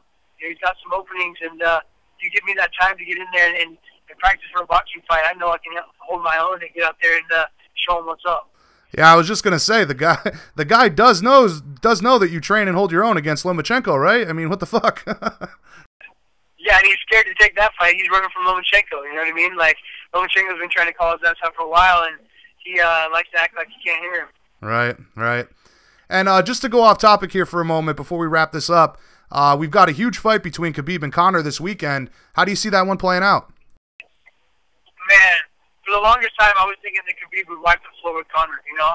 And if I'm a betting man, I still bet on Khabib, you know? But Khabib's last fight didn't really impress me too much, you know? When you find out, Ally Kunta's a great opponent, great guy, but that doesn't take away that I felt like Khabib looked slow. He was shooting takedowns from like 5 feet away, wasn't setting them up. So I hope that's not the Khabib we see coming out to fight Conor, because if that's the case, I feel like Conor's striking and the angles will be able to take advantage of that. So, but again, if I'm a betting man, I still bet on Khabib. He's never lost a round in MMA. He's an animal on top. He's got the chin. I think he wins the fight, but it's a lot closer than I imagined when this thing was even first being discussed. Right, right. I know I've talked about it with Dwayne extensively. Dwayne is always talking about Conor's pull cross and how he's probably one of the best guys at that in the business, and I think that lends itself to Khabib constantly rushing in. So for me, it's a tight one. It's kind of 50-50, but you know, if Khabib gets the takedowns, that's a wrap, son. Yeah, I mean, he's just going to wear him out, too. You know, that's another thing, too, is that Khabib doesn't get tired from that grappling. You know, if Khabib can force the grappling on Conor is known to get tired, man. He gasses out. I mean, he pretty much just straight up quit against Nate Diaz. You know, Nate Diaz was peppering him, keeping that pressure and making him grapple, and just gave up. He doesn't have that grappling fight. He doesn't have that mental toughness of a wrestler or that nature, you know. So right. If you can put that on him, he's done. Right, right. All right, listen, TJ, you've been more than generous with your time as always, man. I greatly appreciate it. Just to recap, the plan is to fight Cejudo next, and then what? Do you defend the bantamweight title and then the flyweight title in early 2019, or? Man, it's time to whip Cejudo's ass. It's time to get out there, prove I'm the best fighter in the world, have 2 belts, defend both of them. When have you ever seen a champion defend 2 different belts? I'm looking to be active. I want that belt. I'll defend both of them. I'll be as active as possible. I'll line my pockets full of cash and walk out with a smile on my face. Now, you mentioned defending both titles simultaneously. The UFC has seemed to, you know, strip guys, and they're even talking about stripping Cormier now. Do you think they'd allow you to be an active champion in both weight classes? As long as I'm active, if I'm not sitting on the bench saying, like, you know, it's like you see these title fights, you take every, like, 6 months to get them going, right? But say I'm active. Like, screw it. If I got 2 belts, you let me go down there and do this. Why not defend them back-to-back and be a little bit more active? As soon as I get with that 25-pound belt, stack the weight back on, get right back in the gym, and fight for 35. You know, like, I can be active, man. I'm a workhorse. I'm always in the gym. I'm going to take time off. I feel like an asshole anyway, so let's do it. Right, right. Well, I'm certainly looking forward to it, my man. In conclusion, tell all the fans out there that support you what they can expect from Dillashaw next time they see you in action, and where can everybody get some spices from the Flavor Republic? Hell yeah, man. That's right. Flavor Republic, man, is doing great. We've got some big things coming up. I got 9 different seasonings right now under Flavor Republic. It's flavorrepublic.co. We're also on Amazon as well, too, if you're one of those ones that like to do all your shopping on Amazon. But it's great, man. the flavor we're able to put into it with all the premium ingredients, the low to no sugar and low to no sodium. It's about as healthy as you can get and continue to eat healthy. And it's great for meal prep. It helps me keep my diet on point. And if everyone knows me, they know how much my diet's important to me. And so that's huge, you know. But yeah, you can expect me to get out there, get my hand raised, knock Henry Cejudo out. I also have some big things coming up for my online academy under TJDillashaw.com. Should be up here in the next couple of weeks. We've done all the filming for it, putting the course schedule together, and it's going to be everywhere from striking, you know, boxing, kickboxing, jiu-jitsu, wrestling, strength and conditioning, diet. It's a whole round, everything for MMA. It's not just striking for Muay Thai or kickboxing. It'll be striking for MMA. It'll be wrestling for MMA, jiu-jitsu for MMA, you know, strength conditioning for each one of those fundamentally things for MMA. So it's been fun to film. It's been a lot of work, but it should be done here in the next couple of weeks, so that'll be fun to release as well. Awesome, man. That sounds like a serious project. Similar to Bang Muay Thai, yeah. but all the aspects of mixed martial arts is what you're getting at. Yeah, man. It's not. We're not. That's why I feel like I'm the. That's why I feel like I'm the best in the world. How balanced I am. You know, not only balanced within my skills, balanced in life, balanced with my diet. You know, life is all about balance. So I feel like I'm going to be the first one that's going to bring every aspect of MMA to you to learn from. Like I said, if I'm going to pair you up with a wrestling practice, there'll be certain strength conditioning workouts I like to do with my wrestling practices to give you like a real day in the life kind of practice how I get ready for an MMA fight. You know, obviously a little bit more on the basic side of things, you know, learning the fundamentals. But yeah, man, I feel like it's the first of its kind.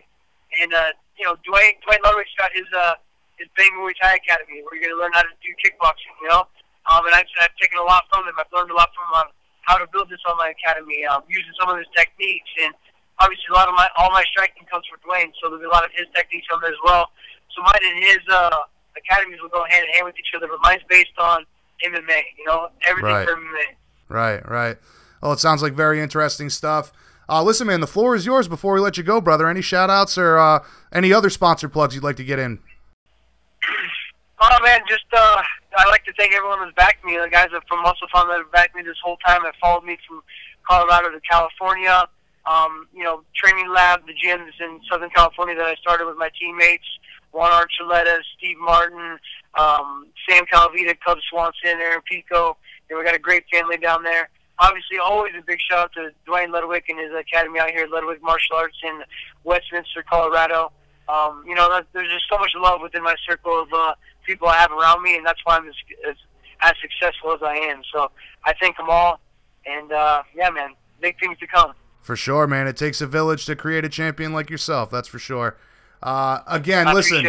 Again, listen. Thank you so much for being a part of this milestone episode for BJPenn.com radio. I look forward to your continued success as the pound for pound best, and I hope we can catch up again soon. We'll see you on the flip side, TJ. Thank you very much, brother. Sounds good. You guys have a good one. Later. Later, bud. If TJ Dillashaw isn't in the top 5, the top 3, or even the top spot on your pound-for-pound list, I personally think you're crazy. One of the most talented guys in the business, great coaching staff behind him, and what an evolution TJ has had from his days on The Ultimate Fighter to becoming one of the baddest guys on the planet. It would be awesome to see him capture a second title, defend them simultaneously. That would be unprecedented in this sport, or in the UFC rather. And Lord knows I want to see him fight Gervonta Davis. But we'll have to see how that all plays out. Let's keep it moving. BJPenn.com radio, the fighter's voice. Coming up next, our good friend, Colby Chaos Covington.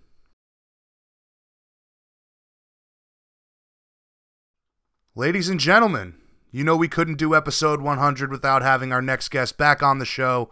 Contrary to all the talk of stripping titles, still the interim welterweight champ, our good friend, the great American winning machine, Colby Chaos Covington.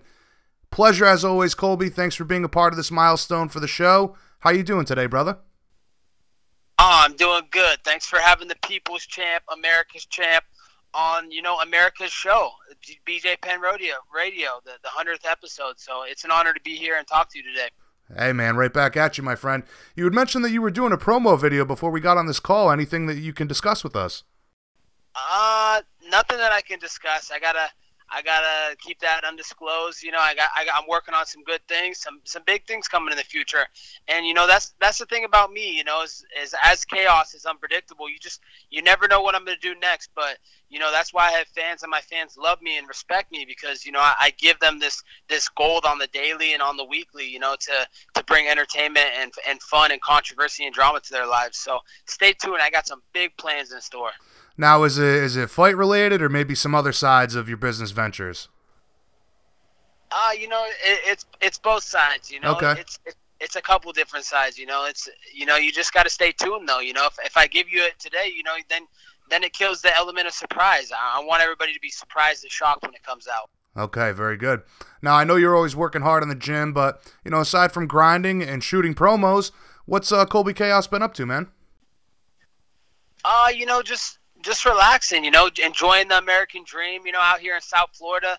You know, I got a different chick for every day of the week. So, you know, I'm just having fun with my ladies, you know, enjoying this beautiful Florida weather. You know, it may be coming close to winter time, but not in South Florida. There's no seasons here. It's one season. It's hot, baby. It's beach season out here with all my ladies. So, you know, I'm just enjoying life.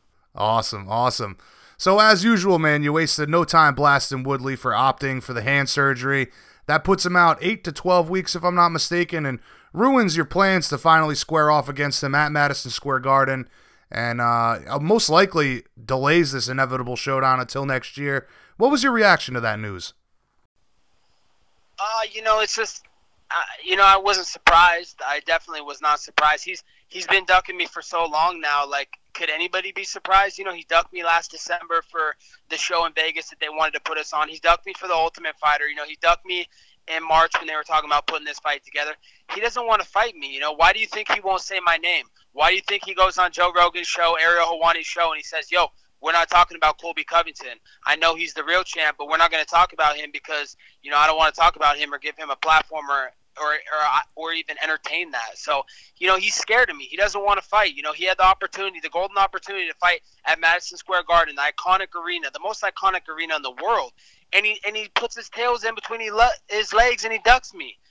And, you know, he said after the fight he was healthy. You know, he was good to go. He would have known then and there that his hand was hurt. When he went to the locker room, cooled off after the shower, he would have known, oh, my thumb's messed up. Oh, my hand's hurt. So, you know, the thing that people don't realize is he was negotiating with the UFC this whole time. I'd agreed. You know, I'd agreed on the base pay. I was ready to go fight. But he hadn't agreed, and they were trying to get him to agree. And, you know, negotiations must not have went well. So, you know, he wants to pout and cry like a little baby that he is, a little soft liberal snowflake, and hold out until next year. It is what it is. You know, I'll find a show which will be Super Bowl weekend, and we'll get it then. And I'll end his career then and take everything he's worked for. Now, it sounds to me like you guys were not only in negotiations, but you guys were planning on being the main event for UFC 230, and it just kind of fell out once he said he was injured. You were ready to go, though. Yeah, I was ready to go up until, you know, yesterday, until they announced that chick fight that no one knows who they are. I still don't know who they are, but, you know, no one really cares about them. But that's besides the fact. You know, up until yesterday, I was ready to go. You know, I was ready for Tyrone Woodley.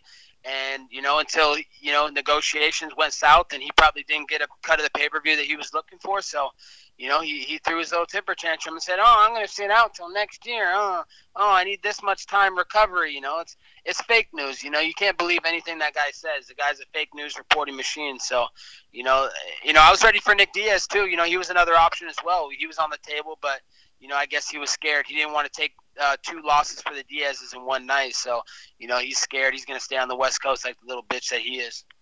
Yeah, that was going to be something I was going to get to here in a moment, but we might as well get to it now. You've said that, you know, the Nick Diaz fight would interest you and you'd fight him in any rule set. Chael Sonnen had put out a video of purely speculation that you could fight Nick at MSG. You know, he'd said he had heard a rumor about it, but he didn't necessarily believe it. It sounds like there was a little truth to that, though. Yeah, there was a lot of truth to that. There was, you know, even my agent Lambert had approached me about it. It was a fight that was in the works and it was a possibility, but, you know, when the push came to shove, you know, he realizes that he didn't want to fight on the same card as his little brother. He didn't want to take another loss like his little brother. So, You know, those little bitches in 209, they ain't as hard as they seem on the outside. They're fucking bunch of scared little bitches. All they do is fight girls these days. Now, I know you mentioned that a few other names that you'd be willing to fight if Tyron isn't ready, but as of right now, the plan is to wait for him to be ready. You mentioned Super Bowl weekend. Yeah, you know, right now the plan is to wait for him, you know, but there's some other fights that could present themselves, you know. If GSP wants to, you know, act like he's all hard, like he's the greatest, he wants this legacy and money fight, you know, he knows who the welterweight box office king is. It's not Tyron Woodley, it's me. Tyron Woodley did 100,000 pay-per-view buys. I did 250,000. So, you know, there's only one money fight in this division in welterweight, and that's me right now. So, you know, anybody can get it, from Nick Diaz to GSP to Tyron Woodley to the winner of Conor and Khabib. So those are the only fights that interest me right now. Otherwise, I'll just wait. You know, I'll wait to unify my belt. You know, I'm still the champion. No one's taking nothing from me. Just like all this fake news has been reporting. Oh, Colby's been stripped, this and that. These guys need to get their facts right. That's why BJ Penn Radio is the best. You know, MMA junkies out there putting fake news, MMA fighting fake news. You know, they need to get their facts and stories straight. And that's what I respect about BJ Penn. They do the math. They do their homework, and they get the math right. So. You know, hey, we appreciate that, brother. We work hard at that. That's for sure, man. I see that. But you mentioned, geez, I'm losing my train of thought here. You mentioned, skip that. Never mind. Tyron's teammate, Phil Brooks. He accused you of rooting your gimmick and racism. I know you kind of already responded to this, but does that piss you off to hear people constantly accusing you of racism? No, you know, I mean, CM Punk, this is the fakest guy in the game. He stole all his moves from other wrestlers to get where he got, and now he's trying to keep his name relevant in the MMA world by talking about the biggest name in the MMA game today, and that's me. So, you know, it doesn't really bother me, because you have to understand where he's coming from. You know, you have all these little liberal snowflakes that say, oh, anybody that supports Trump and is MAGA is racist. But what about Kanye?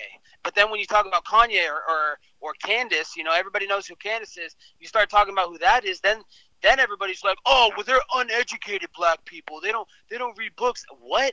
Because you support Donald Trump and because you're MAGA, it makes no sense, and there's no credibility to his story. So it's just funny, you know. There's people on both sides. You know, there's people that are liberal that are racist and aren't racist. There's people that are on the MAGA side that are racist and aren't racist. But you can't just classify one person or a group of people just because they support their president as racist. So, you know, I just have to laugh at Phil Brooks. The guy's a complete joke, and how much more of a joke can he make of himself?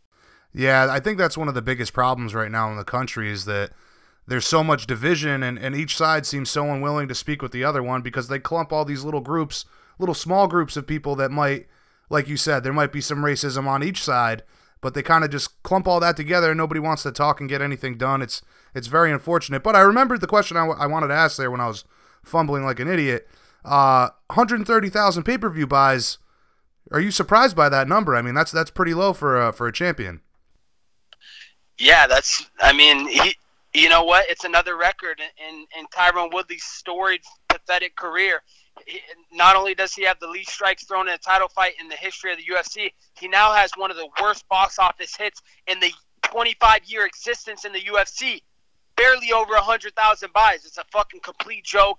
The guy is always claiming, oh, no one likes me, it's racism. Oh, Dana doesn't promote me. Get out there and promote yourself, you lazy-ass little bitch. Like, what are you doing with your life, man? You claim to be all about Jesus and all this family, man, and a role model and this and that, but what are you doing with your life? You're on TMZ.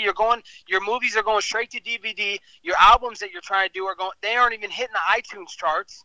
That's a complete joke in itself, that you're trying to be a little rapper now. Like, he's just, the guy's a joke, and that's why I'm here to be the people's champion that's going to end his career and take everything he worked for and defend that belt like a real champion should.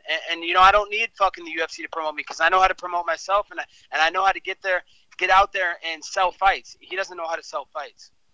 Now, we talked briefly about the MSG card, and you know how the UFC's really struggled to put a main event together for UFC 230. Nate and Dustin campaigned for the 165-pound belt. Then all of a sudden we get Ciara Eubanks and Valentina Shevchenko. Were you on board for that 165-pound title? You know, I can't say, you know, I was on board with, my teammate Dustin. I love that guy a lot. He's one of my training partners. Got a lot of respect for him. But I wasn't on board for the 65 belt. Maybe a 65 weight class, or with them fight at 165 pounds. But I think putting 165 weight class, that's just going to clog things up even more. Like 155 and 170, those are the most amount of guys in those weight classes. But if you put a weight, right in between them, it's just guys are going to lead from 55. I'd probably go down to that weight class because I'm not that big of a 170. So I guess it would have been cool. I could have been a champ, but, it didn't make sense for that. They should have just fought in the main event. I don't see why they had to have a belt for them to fight. They're two big names. What else do you need from a main event from two big names like that, two exciting fighters who fight for the people? Yeah, I think that's one of the big problems with the UFC right now is it's every pay-per-view card, there has to be a belt involved. But I agree with you. I mean, Nate and Dustin, I would pay for that pay-per-view, no problem with that as the main event. But I get what you're saying, though. A 165-pound division, that would kind of take away from 155 and 170. You'd have a lot of the tweeners going to that division, but it sounds like you would be open to that as well, yourself moving to 165. Yeah, absolutely. I would be open to that. If they had like a 163 weight class, that would be the ideal weight class for me. I don't cut much weight. I cut like 10 pounds max to 170. So, a more healthy weight would be in the low 60s for me. So if they started the weight class, even better. It's just another belt I can go take. But in the future, that weight class is definitely, hopefully, going to present itself with a fight with either Conor or Khabib. Now, I know we've talked a lot about potential matchups before, Woodley. But I spoke to Wonderboy Thompson yesterday, and he was surprisingly complimentary of your promotional and fighting skills. Does that surprise you at all? Yeah, for as much, as long as he's doubted me, on my come up, every fight he picked against me, and but that's every fan, they all hate me so much they can't see past anything else, my promotional and my business side, that all they want to do is just judge me. Oh, I hate that guy. No, that wasn't a good win. But after every fight, my last fight, Dung Hum Kim, I beat Dung Hum Kim in his home country, number 6 guy in the world from Asia, just a killer. He's only lost to Woodley and Condit, and I go destroy him, and everybody's picking against me. And then Damian Maia, everybody's picking against me on the Fox Sports desk. Kenny Florian, Simple Jack, and then I go out there and I destroy Damian Maia, put him in a pool of his own blood in his home city of Sao Paulo. King of Brazil, and then I go defend my King of Brazil honor, and I go beat RDA, one of the best Brazilian fighters ever, former world champion, and no one will ever give me credit. Now they're writing him off. It's just funny, people are very funny and two-faced. Right, they come around once you finally get there. Yep, it's true, man. They're starting to come around now. Now they realize they have no choice. They can't stop me. This can't be stopped. Like you could say before, oh, he just talks, he can't fight. No, motherfucker, I'm one of the only ones that backs up my talk. I walk the walk, motherfucker. So anybody that wants to tell me any different, come see me. Get a belt and get 7 figures next to your paychecks. Oh, my God, Simple Jack. That is fucking hilarious. What a great movie. But Wonderboy had also said that, he'd love a chance to fight you if Robbie Lawler isn't available and if you don't feel like waiting for Tyron. Is that a possible matchup you'd entertain? I don't fight guys coming off losses. First off, I've already established myself. I'm a champion. I have a world title belt, something that he's never came across and something he'll never come across.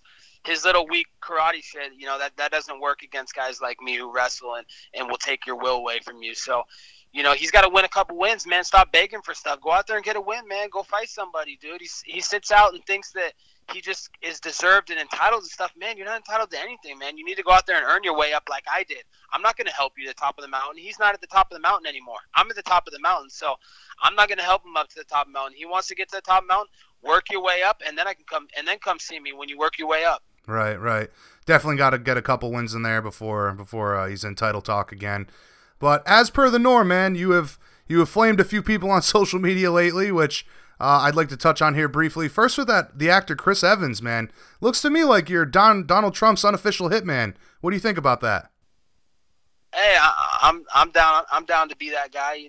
Donald Trump knows I'm his extra security. I got his back to the end. So, we got a lot of respect and love for each other, man. He's, the greatest living American, the leader of the free world. How can you not respect that guy, regardless of your political stance, man? The guy's winning for our country. He's making everything better, more jobs, you know, creating a better economy. So the guy's just a great person, and you know, I'm always going to stick up and have his back. You know, Chris Evans, that fake soy boy who's in Hollywood, you know, he's trying to push that Hollywood agenda where they try and bully you with their way of thinking, and that's the only way that you can think, and if you don't think that way, then you should die. But you know, it's a complete joke. You know, like, that's not a part of the amendments. You know, we have freedom of speech, freedom of thinking. You know, it's a complete joke what they try to do to Kanye West over on Saturday Night Live the other night. I mean, trying to tell him to take off his MAGA hat.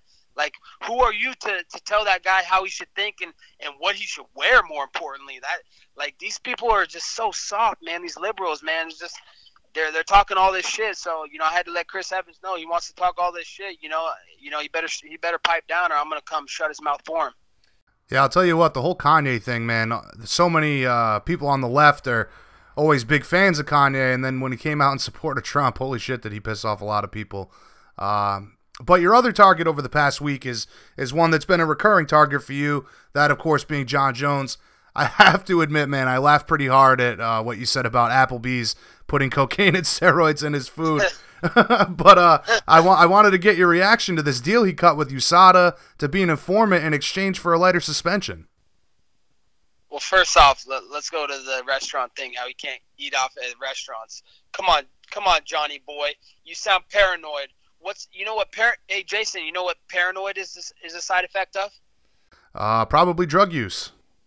Yes, and one drug in particular, cocaine, which is a drug that's been his past.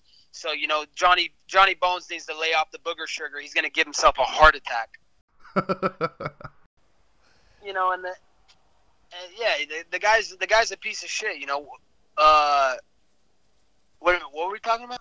Well, in regards to the USADA thing, where he cut a deal to be an informant, you know, what's your reaction to that? I'm not surprised. You know, Johnny Brasco. You know, he's a piece of shit. You know, he's that type of person. You know, he's such a scum, and he'd rat people out just to help him out. You know, and I gotta laugh and at him a lot for that, especially for how hypocritical he was, and like when the stuff went down with me and Werdum, and I didn't call the cops. You know, the UFC, they called the cops to get the videotapes with me and Werdum, and then Bones is out there, Jones is out there saying, "Oh, he's a snitch. Oh, this guy loses all his street cred, blah blah blah," and then here we are. He's snitching just to get a reduced sentence. You know, I just gotta laugh at it, man. The guy's so two-faced and hypocritical. You know, kind of like his friend Tyrone Woodley. So they're one and the same. They have a lot of similar quality traits. Yeah, the irony is always something to behold, man. John's management has insisted that he isn't quote unquote snitching on guys, but USADA put out a statement saying that he has to comply in order to maintain this reduced suspension. He's been going back and forth with DC, and the champ Cormier has suggested that John is the reason that Sean O'Malley got popped. Do you think DC's onto something there? I definitely think DC's onto something. He's a very intelligent dude. He's a smart dude. He's a clean dude, more importantly. You know, look at John and his history. I mean, it doesn't take too much to put that equation together. 1 + 1 = 2. I mean, look at his past. His brothers in the NFL have had NFL suspensions for PEDs, for performance-enhancing drugs. I mean, he's had two cases where he failed his test. I mean, he's racked Bentley around a pole with 2 hookers in the back. You know, hit a pregnant lady and then fled for the scene with all his drugs. So, you know, it doesn't take 2 and 2 to figure out his equation and what type of person he is. Now, before we get back to your next move and wrap this thing up, we got a huge fight this weekend. I know you've mentioned McGregor and Khabib, but who are you picking this weekend between these two guys at UFC 229? Originally, you know, I had Khabib. I thought he would take down Conor, and he would just pressure him and just make him quit. You know, Conor doesn't have a gas tank. He's got, you know, he's a drunk little Irish prick. So he's full of himself now, and he never had cardio in the first place to go, you know, past 1.5 rounds. He's good for about 1.5 rounds, but the more I've seen the lead up to the fight, you know, I got to pick Conor, man. He's gotten inside of Khabib's head. You know, he's living inside his head rent free, kind of like how I live inside Tyrone Woodley's head rent free. So, you know, I got to go with Conor now. I think that he's in Khabib's head, you know, and Khabib looks very emotional, and he's going to come out fighting emotional. He's going to fight a dumb fight, leave himself exposed, and get finished. So you draw a lot of comparisons with what Conor's doing with Khabib and your situation with Tyron. Yeah, there's a lot of comparisons to be drawn there. You know, it's a similar type of scenario and situation that's going on right now. Right. Now, I know you've had plenty to say about Conor, but apparently he's eyeing a fight with Woodley after Khabib. Firstly, do you expect Tyron to possibly continue avoiding your matchup to opt for the huge payday? And second, I'm sure that you yourself would love nothing more than to welcome McGregor to 170. Welcome it back, rather. Yeah, welcome him back. You know, Conor started to express some interest in coming to welterweight for a third belt to create history. So, you know, it's definitely something I see down the line. You know, and the thing is, you know, he's just playing with Woodley. He's not really going to take that fight because he knows that Woodley would just leech off him. He knows that Woodley's a little bitch and he can't even carry his own weight. I mean, look at him. He could barely do over 100,000 pay-per-view buys. Well, what is that good is going to do for Conor? That's not going to make Conor any money. So, you know, I almost tripled Woodley's pay-per-view buys on my first times on pay-per-view selling the show. So, you know, he's going to realize after my next fight, I'm the money fight. I'm the Conor McGregor better. You know, I'm the better version of him. I can fight. I can talk.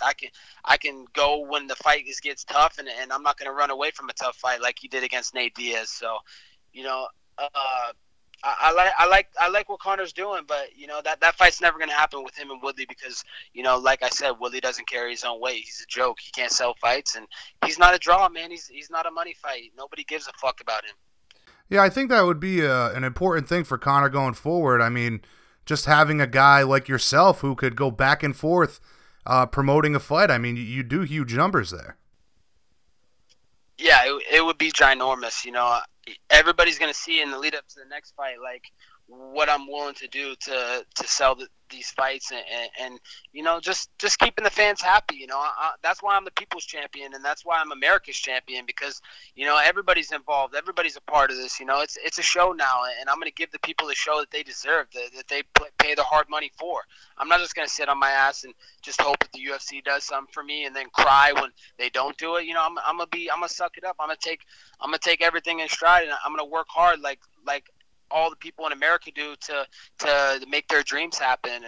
And more importantly, this is bigger than me now. This is about, you know, America. This is about the troops, and this is about, you know, getting away from the division. You know, let's become one with this country again and love our country that we live so freely and have so many opportunities provided to us because of the military and service members. Right. Instead of constantly shitting on those guys, it'd be nice to thank them. That's for sure. Speaking of which, man, I know last time we spoke, you had just got done at an Air Force base. You got anything else planned going forward here to visit the troops? Yeah, I'm definitely going to take a couple more trips, maybe go to Fort Bragg soon. But, you know, I've been on call because I thought I was going to go fight in New York. But now I found out I fight in New York. So, you know, I'm going to start making my schedule in the coming months, you know. And then once we figure out with Woodley, you know, he made that weak-ass timetable that he's going to be out the rest of the year. But, you know, I'm trying to get him as soon as possible, early next year, hopefully Super Bowl weekend. That makes sense. Put it on the biggest card in Vegas, and let's do this. Let me take over the game and end that little crybaby fucking gossip bitch. So as of right now, the plan is wait for Woodley, and let's make it happen on Super Bowl weekend, maybe the biggest card of next year. Yep, that's the plan. Unless some bigger comes from the names that I mentioned before, you know, there's no one else. You know, I need to unify my belt. I'm still the champion of the UFC, and I want to unify my belt, and you know, and then it's on to the next one. I'm gonna be a real champ. I'm gonna defend my belt fucking every couple months like a real champion should. Not just fake injuries, make up injury excuses, and then go sit out for a year. You know, that's not giving justice to these UFC fans and the fans around the world. They don't deserve that. Yeah, and interestingly enough, man, all this talk about stripping you, and yet you're still the champ. Yep. Interesting enough, all these people said, "Oh, as soon as the fight's thrown, you strip." No, I'm not stripped, bro. I just fought 3-4 months ago. I fought in June, July, August, September. Okay, it was 4 months ago. Like, what do you want me to do? I just fought. I needed an extra month to get ready. He didn't want to wait that extra month. People should realize by now, Tyron Woodley does not want to fight me. He's been running from me since day one. He does not want to fight me. I'm the last person he wants to fight because he knows what happened when we fight. Like, he's not going to pull that bullshit on me. You can't throw that right hand on me. I'm going to make you fight, motherfucker.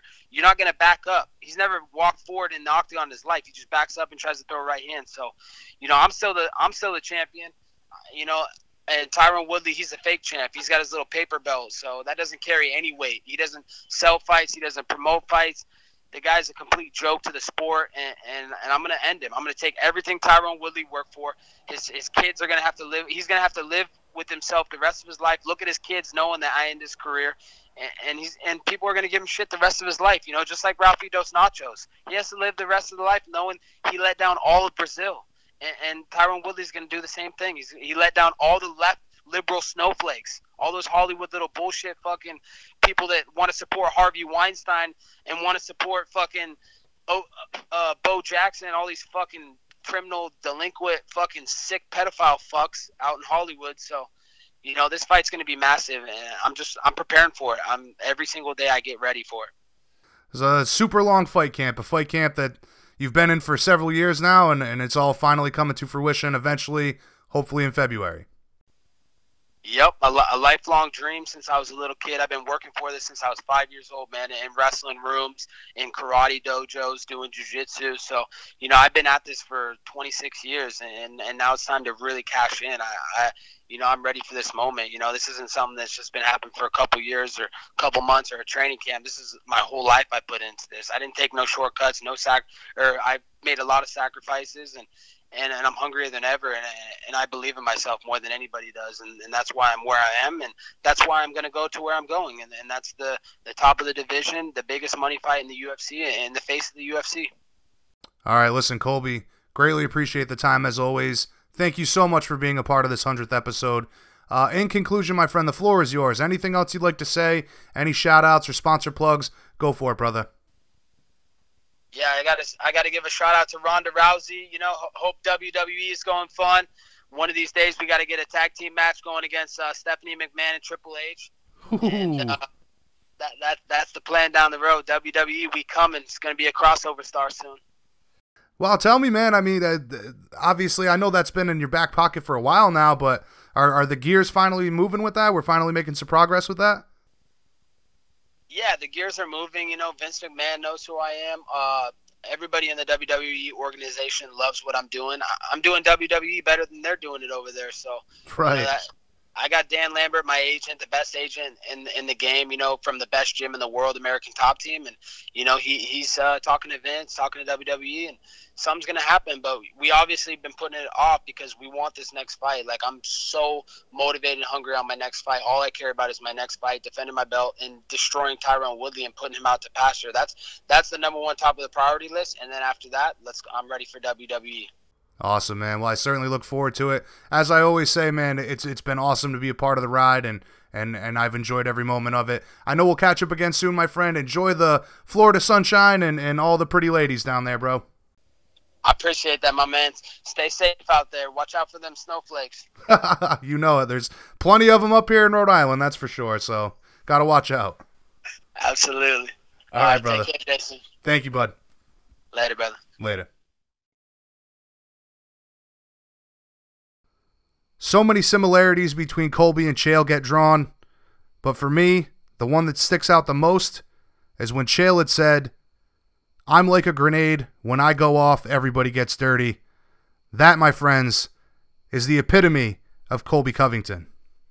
Always a pleasure to speak with him. I say it all the time. Think what you will about Colby, but you cannot deny his accomplishments so far. And quite frankly, he is pretty damn funny. In my opinion, anyway. Let's hope this matchup against Tyron does come to fruition for Super Bowl weekend. If not, then Colby gets a big fight in between now and then. You guys know he'll be back on the show soon, one of our favorite guests. But let's keep it rolling to our next guest. BJPenn.com radio, the fighter's voice. Coming up next, Eddie Bravo. All right, Penn Nation, please welcome back to the show one of my all-time favorite guests, the man who many feel has single-handedly revolutionized the world of grappling, one of the best BJJ coaches in the business, who is also venturing into the stand-up comedy world, a musician, and a lovable personality in combat sports. Of course, I'm talking about Eddie Bravo. Eddie, thank you so much for joining us for our 100th episode. How are you doing today, brother? I'm doing great, man. Thank you for having me. Always a pleasure, my friend. There's much to discuss, like I mentioned, but it's been a while since we had you on the show, so I figured we could catch up a bit first. First off, man, how is the transition to stand-up comedy going for you? It's going great. I'm loving it. It's fun. It's so much fun when it works. You know what I mean? When you bomb, it sucks. You know, there's an old saying that it's like eating a bag of dicks, and that's true. But when it works, it's awesome. There's nothing more fun, really. And, you know, since I'm a guy who likes to talk a lot, it's so much fun. I can't even explain it. Well, you got to eat those bags of dicks to eventually get to the level that you want to be, right? Yep. There's no way around it. It's just like jiu-jitsu. You got to get tapped out and get run clinics on before you start to put on clinics of your own. Right. I actually went to see Joey Diaz last weekend at Foxwoods, and he did this bit about you that I'm sure you've already heard. About me? Yeah. He has a bit about you in his stand-up. Oh, yeah. No. I don't. Go. Tell me. All right. Well, I mean, yeah, shit. He probably won't listen to this. He does this bit about you thinking Joe Rogan was in the CIA. It was pretty hilarious shit. Oh, he does that on stage? Yeah. But well, that's crazy. Yeah, I got a kick out of it. But I feel like it was a no-brainer for you starting this comedy thing, considering that, you know, so many of your close friends are comics and you're naturally a pretty funny guy. Does that sound accurate to you? Well, you know, when I was doing comedy before 10th Planet was even a thought, I actually worked for Comedy Central, and I was a writer on the Man Show. And, I went up on stage, did open mics and shit like that, too. But I did that all before 10th Planet. I actually left the world of comedy to pursue, my life in jiu-jitsu and to start 10th Planet. When I did Abu Dhabi in 2003 and tapped out Royal Gracie, I was actually working for the Man Show at that point when Joe Rogan and Doug Stanhope were the hosts. When I came back, I quit. I walked off, and 10th Planet was born. I hated it, dude. I hated working for Comedy Central. It was the lowest point in my life, actually. Wow, man. Yeah, you know that I completely lost train of thought of that. I totally forgot that you were involved with the Man Show. So obviously, yeah. This has been a long thing coming for you. You're just getting back into it now. Well, you know what? I never stopped, even though I walked away from comedy and I decided to focus on jiu-jitsu and music.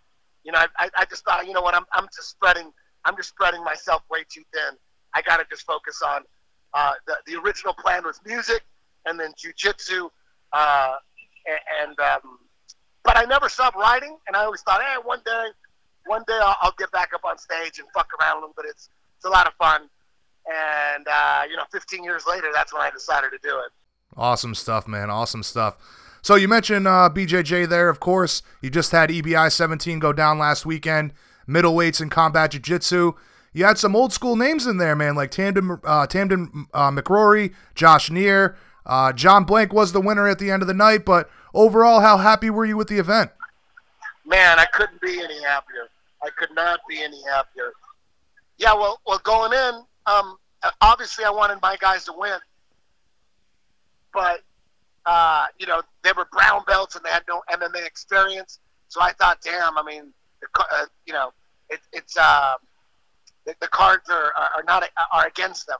So but it turns out that they didn't need any MMA experience. It was just all jiu-jitsu, and Kyle Chambers and John Blank ended up in the semifinals, which sucked. I had it when there's 10-on-10 crime, but and John Blank just tapped everybody out quickly and without even throwing any strikes. So I was more than happy, and everyone loved the show, and that's the future of EBI. EBI is when the men are competing, it's going to be combat jiu-jitsu. When the girls are competing, it's going to be sub only, and we're also going to do an EBI show and possibly multiple shows that are team formats, like a quintet rules style. So, Right. So we're just going to keep evolving and keep tweaking things until things are at their best. Right. So obviously quintet was something I wanted to get to here in a moment, but it seems like EBI, it's only growing. It's only getting more and more recognition with each event. What do you have planned for the next event? The next event is going to be a girls show, which is going to be back to sub only, and it's going to be a 16-girl bracket. The the 115 division. I think there's strawweights, and it's going to have world champions like Patty Fontes, Talita Allen Carr. It's a bunch of badass black belt women, and also the return of Grace Gundrum. She's 16 now, and she's going to be in there battling with world-class black belts. So that's going to be crazy to watch. Wow, yeah, I remember her in one of the early EBIs and how much potential she has. You're throwing her right in there with the Wolves, though. Throwing her right in. Wow, awesome, man. Technique-wise, she can. We're gonna see. We're gonna see how it works out. We're gonna see. Awesome. Now, staying with grappling, before we start to talk about Tony, you've got the 10th Planet team competing at Quintet tomorrow night. This is a pretty friggin' cool format, and they have this thing. It's building a lot of momentum. I'm sure you'd agree with it. Absolutely. That Quintet 2, the one that 10th Planet won in Japan, that was the craziest jiu-jitsu experience that I ever went through. It was crazy. It was insane. People love it. There's been all these small tournaments doing Quintet rules, a lot of spin-offs, and that just shows you how the impact it's made on the grappling world. Right. So for this one, it's Team Sakuraba, Team Alpha Male, Team Polaris, and Team 10th Planet. Your team won the last event with Gio Martinez tapping out a much bigger guy.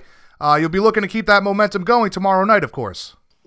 Absolutely, man. We're going against Team Polaris first, and they were the champions of Quintet 1. So, we're going to go after it. They got Craig Jones in the mix, and that's our number one focus. And we got to take him out.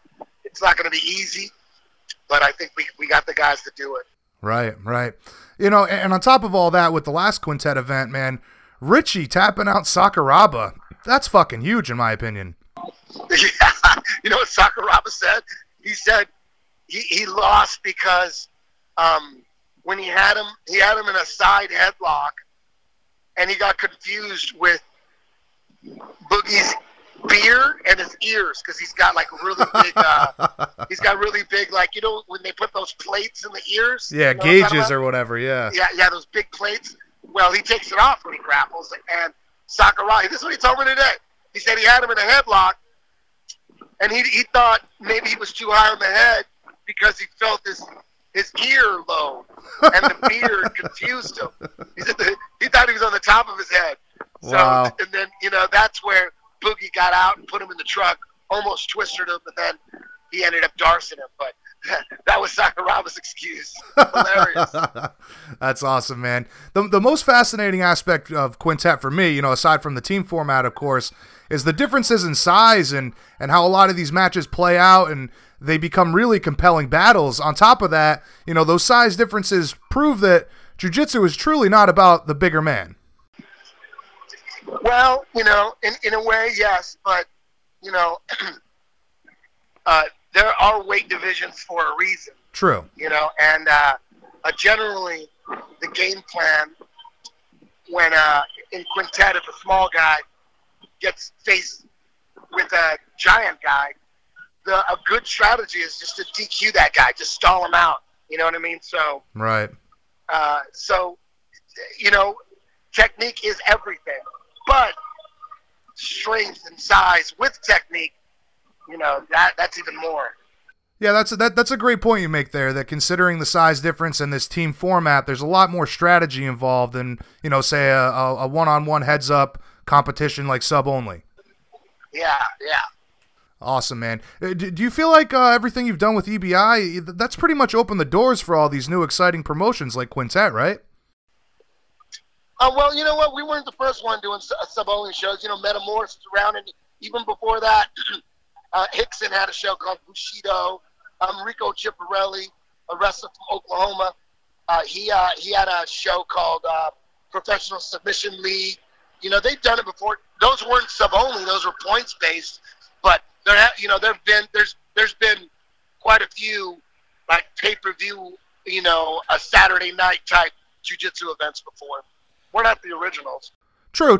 I know Metamoris made a lot of waves, but I just feel like EBI itself has probably done the most to expand the sub only to the masses, the casual fans, and all of that as well. But All right, man. Go ahead. That's good to hear. That's good to hear. All right, so let's move on to the huge event this weekend. UFC 229 goes down Saturday. Of course, your MMA star pupil, Tony Ferguson, comes back from that devastating injury that he had to face Anthony Pettis. First off, man, tell us how Tony's been looking in the lead up to this comeback.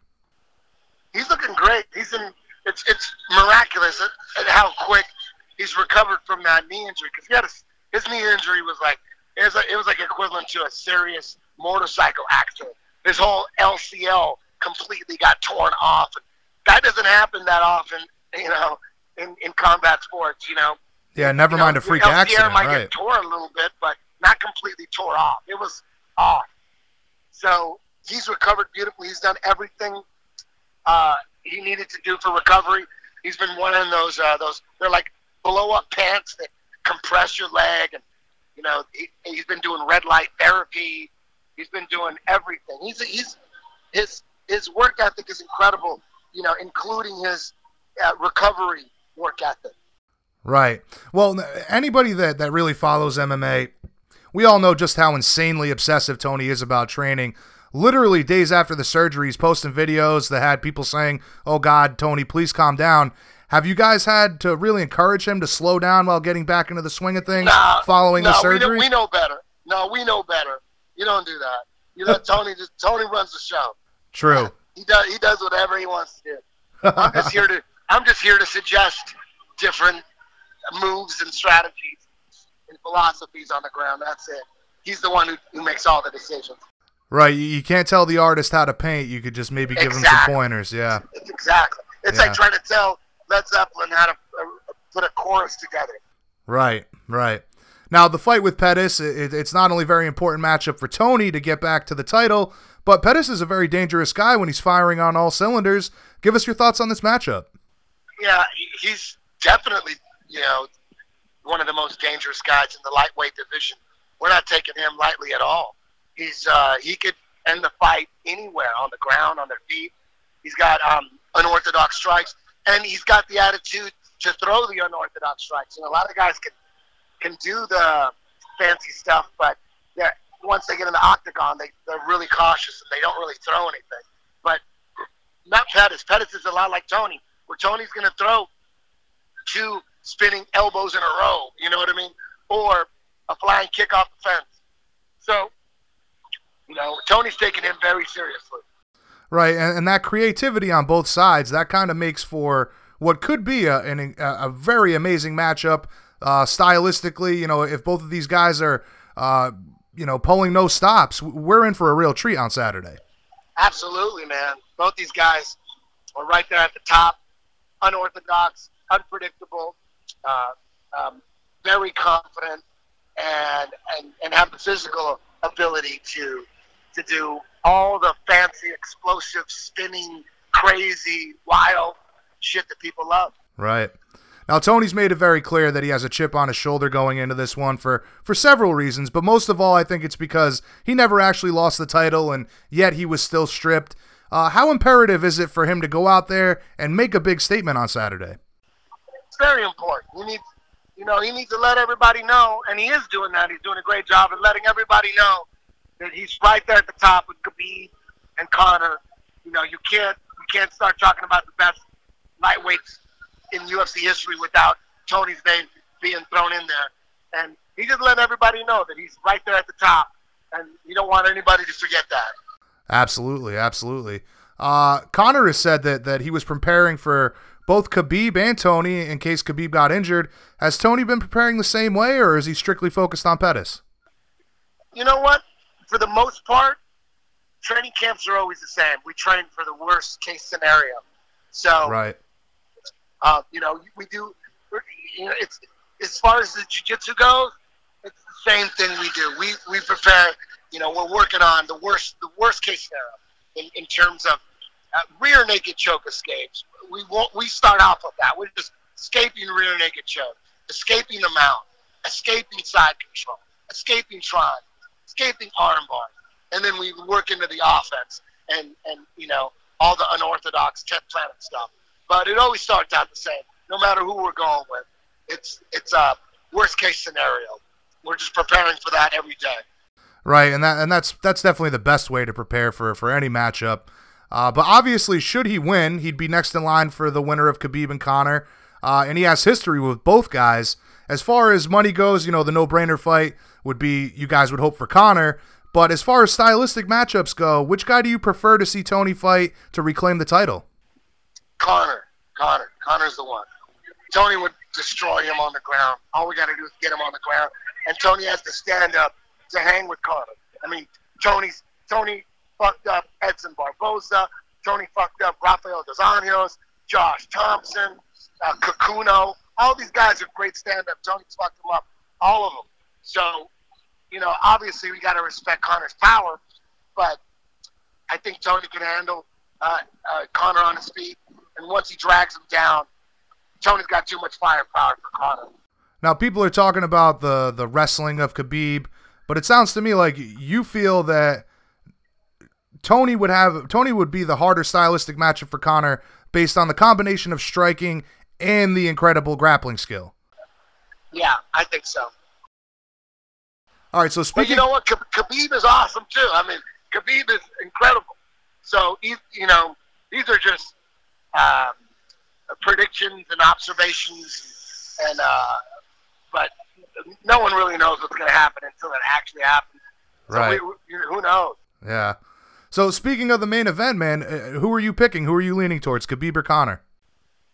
I want Conor to win because I want Tony to fight Conor. Right, right. Being involved in that would be the ultimate, and and then Tony would get mad paid, which is great. So I'm hoping Conor wins. I'm hoping it's Tony Conor sometime early next year. Right. That would be ideal for Tony, obviously, not only for legacy but also for the financial side of it as well. But that kind of mental warfare that Conor is famous for, that kind of shit wouldn't infect an incredibly mentally strong guy like Tony, would it? No, that would be probably some of the most interesting parts of that fight is the lead up to it, because Conor and Tony would the shit talking back and forth would be insane. It'd be very entertaining. For sure, I would definitely be looking forward to it. All right, listen, Eddie, you've been more than generous with your time. Just a couple more questions here for you. Okay. How do you visualize this fight against Pettis playing out? Does Tony outpace him and break him down? Does Tony sink that signature Darce choke? What's the outcome from your perspective? Well, if everything goes right, he's going to bully him. He's going to throw him up against that cage, throw him around, break his will, and then Darce him. That's what I'm hoping for. All right, so it does end with the Darce. Yes. All right. And as far as Quintet goes, why does everybody need to make sure that they tune in tomorrow to UFC Fight Pass? Man, if you like grappling just a little bit, guaranteed you're going to love what's going on with Quintet. They got a great format, making it a team versus team format. Just really, it's a game changer for the grappling scene. It could go big time. We could see that at the T-Mobile Arena one day. That would be absolutely amazing for everybody in the grappling world. Again, Eddie, I can't thank you enough for being a part of this milestone show with us. Thank you for having me. You were on the debut episode, and it's only fitting that you're here for the 100th. Greatly appreciated, and always a pleasure speaking with you, man. In conclusion, my friend, the floor is yours. Please plug any and all events or projects you have coming up, and where can everybody find you on social media? Well, if you want to learn some 10th Planet Jiu-Jitsu, go to 10thplanetjj.com. Subscribe to Mastering the System. There's about 150 hours of me teaching jiu-jitsu, and it's all $5 a month. It's nothing. It's basically for free, and you get some high quality jiu-jitsu right in your living room. Awesome, man. And real quick, remind me, next EBI, the women straw weights. What's the date for that again? It's I think it's December 9th, I think. Okay. It's on a Sunday, and it's in Austin, Texas, at the On It Academy. It's going to be insane. All the best female black belts in the world versus Grace Gunter. Awesome, man. Very much looking forward to that. Looking forward to Quintet tomorrow and the fights on Saturday. Hopefully we can have you back on again soon. Have a great time in Vegas, my friend. Good luck with your team for both events, and we'll catch you on the flip side, brother. Thank you, dude. See ya. All right, later. I know all of you already plan on tuning into UFC 229 this weekend, but if you have UFC Fight Pass, or even if you don't, go sign up for it. Watch Quintet. It really is a compelling format. Team versus team grappling. And the way it's set up, you never really know who's going to be matched up against who or how it's going to play out. Very fun stuff. Of course, make sure you guys tune in to EBI. As he said, the next one is going down December 9th. One of the most brilliant minds of Brazilian Jiu-Jitsu, and like I said at the beginning of the interview, one of the coolest guys in combat sports as well. Always a pleasure to speak with Eddie. But let's bring this episode to a close. BJPenn.com radio, the fighter's voice. Coming up next, our final guest of this episode, Tyson Pedro. All right, Penn Nation, please welcome to the show the number 15 ranked light heavyweight in the UFC and surging prospect in the division. Yet another bad mamma jamma coming out of Australia, Tyson Pedro. Thanks for joining the show, Tyson. How was life down under today, man? Thank you very much for having me. It's pretty terrible weather down here, but it's been good. Been training hard now. Oh, that's right. It's winter down there, huh? Yeah, just coming back into summer. Oh, man. Brutal. All right, well, I saw that you had a birthday pass a few weeks ago, so happy belated birthday, man. Did you do anything fun to celebrate? I was on a flight home from Moscow, straight after Mark's fight in Moscow, so we cornered him there. Nothing too crazy. Oh, man. How was that flight? That must have been fun. Yeah, it sucked. Well, what I was saying was I would imagine that an even better birthday present for you is the chance to fight in your home country against the legend of the sport like Shogun Rua, right? Oh, massive. It's a very exciting fight for me. How excited were you to get the call for this scrap? Yeah, it's been in the works for a little bit, so it wasn't a big surprise, obviously, when it finally got signed. It took a while to get it signed. There was a couple of hiccups, but once they told me that it was Shogun, I was ready to go. He's a legend and someone that I grew up watching as well. So it sounds to me like maybe shortly after his loss to Anthony Smith, the fight with you was already in the works. Yeah, I'm pretty sure it just made sense as well. We were both coming off losses. We're around the same rankings. I can see why they made the fight, and it's a big fight for me. Especially with Thai fighting JDS. Jamie beat one of my mentors growing up, James Tahuna. Shogun, beat James Tahuna. So it's a good chance for me to get him back. Right, a chance of redemption there. Give us your thoughts on Shogun as an opponent, man. How do you guys match up stylistically? He's got that very hard K1 style, and his jiu-jitsu is always on point. But I think I'm just going to bring a youthful approach to it, and keep my long MMA style that I have. Now, he's coming off the devastating KO loss to Anthony Smith, as I just mentioned, back in July. A lot of people were calling for him to retire after that loss, but I've always maintained that the media and the fans really have no business telling a guy how or when to end his career. What's your take on all the retirement talk in regards to Shogun? Oh, 100%. It's up to him. The people have been telling Mark to retire as well for a long time, but he's a fighter, and he's still got the fight in him no matter what. So that's the same as Shogun. Definitely not looking past him or underestimating him. There's a reason why he is who he is and what he's done. So that's completely up to Shogun. Right, should be on his terms. I agree with you 100%. So as you mentioned, you're both coming off a loss, yourself to Vince Prue back in Singapore in June. No shame in getting tapped by a guy who's one of the best grapplers in the division, but what did you take away from that fight in regards to a learning experience? Lots. I went straight back to the working board. I've been drawing board, and I've been training harder than what I was training in the off season before that. So it's always a lesson in what you get from it. And when instead of going for the choke, maybe I step back and keep cracking him. But that's what fighting is, and that's where the fight IQ comes from. Learning very early on in my career, and I'm having to learn on the job in the UFC, whereas a lot of these other guys have been, OSP had 34 fights. I was on my, I think, 9th or 8th. So it's still learning, and it's a hard place to learn. So you learn fast.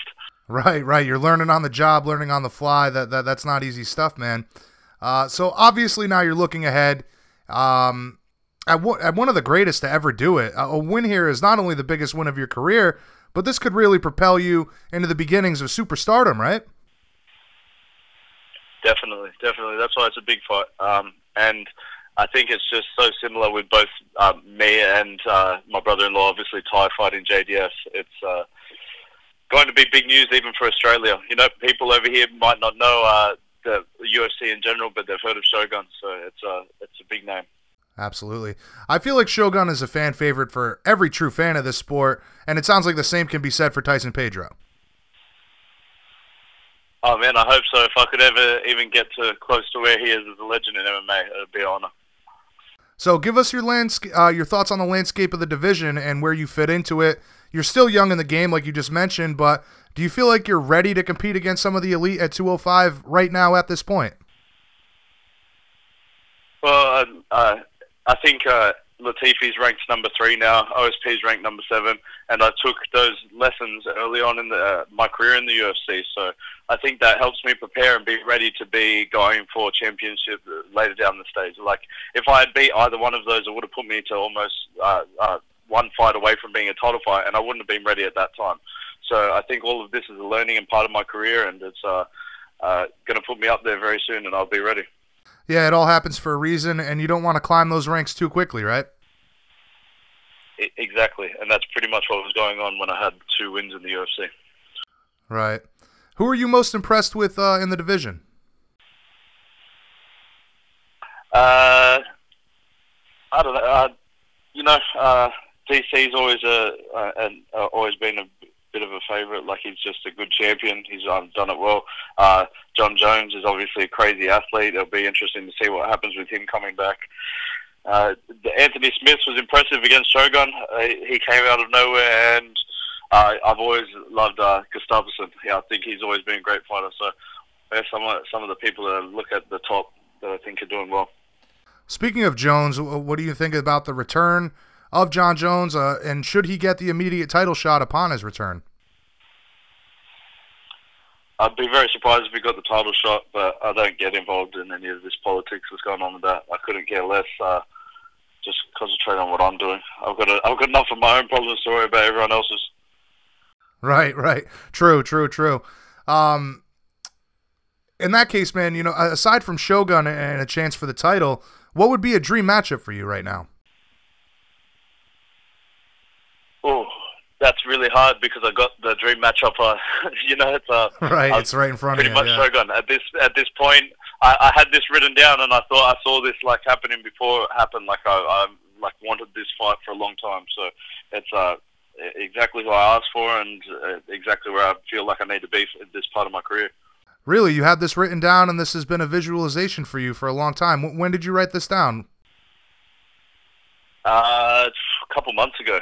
Definitely, I think about when I asked for it. Since I've joined the UFC, I think that's been a big part of, I wrote down getting into the UFC on a late call up in Melbourne before, and ever since that, I've written a lot of stuff down that I've wanted to happen, and it's been pretty trippy how close to what it is has become. Right. It all still feels surreal at times, right? Definitely. Now, changing gears here for a moment, I know, as you mentioned, you and your brother-in-law, Tai Tuivasa, very close. You guys train together, host a podcast together. Tell us about the importance of having a brotherhood in this business, and how beneficial your relationship with Tai has been for your career. Yeah, we were actually just talking about this the other day.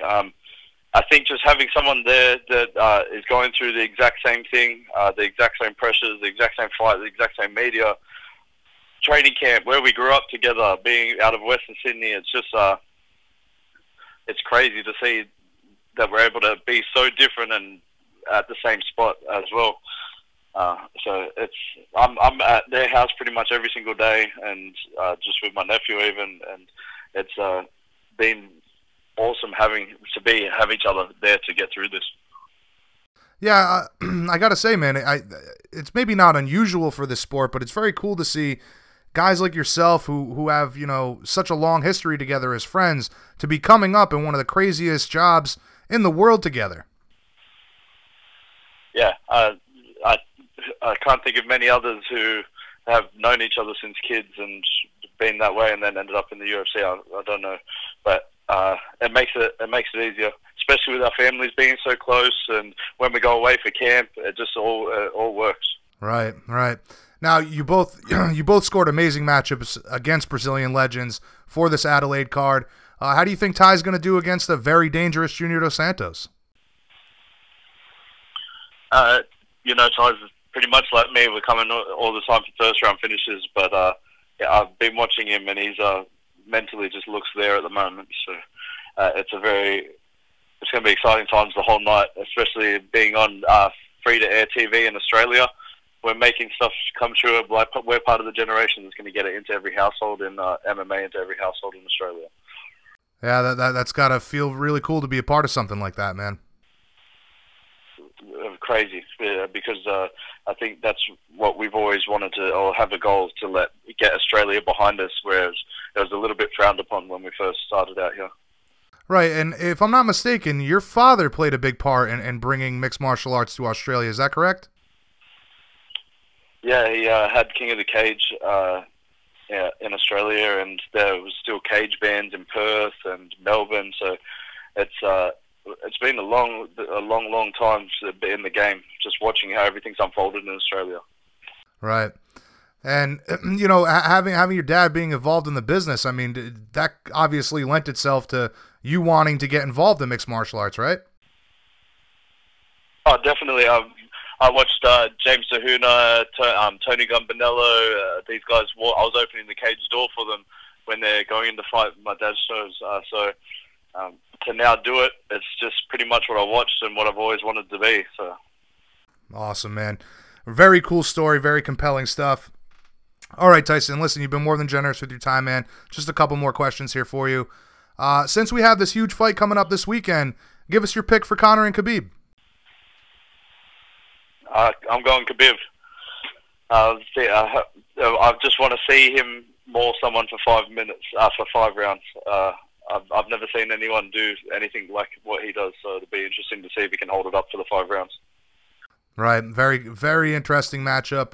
I think a lot of people are leaning towards Khabib, but there's always that possibility of that one shot to land. Connor's messed me up a few times with that one shot. Right, you and many others, my friend. You and many others. And getting back to your own fight, man, how do you see this showdown with Mauricio Shogun Rua playing out? What are you visualizing, and how does your hand get raised? Always going for that first round finish, but I think I'm just going to try and overwhelm him. All right, fair enough. And in conclusion, my friend, tell all the fans out there why this fight, this card in particular, is one they don't want to miss, and why you're the guy that everybody needs to keep their eyes on going forward. You need to get down to Adelaide. It's a part of Australian history, so this will be where Australia realizes how big MMA and UFC is going to be in the world.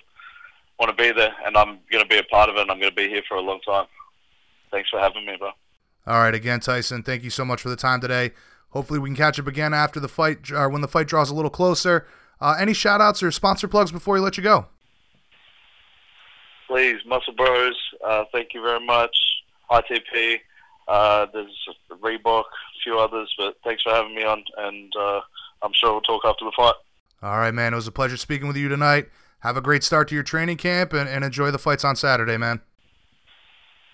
Thank you very much. Oh, and come check out our podcast, obviously. Yeah, remind me, what is it? The Halfcast podcast? Is that it? The Halfcast podcast. Very good. Is that on iTunes? Where can everybody find that? iTunes, YouTube, and we're getting onto Spotify. Awesome, man. Get around to it. Thank you very much. Very good stuff. All right, have a good day, bro. Cheers, bro. You too. Later.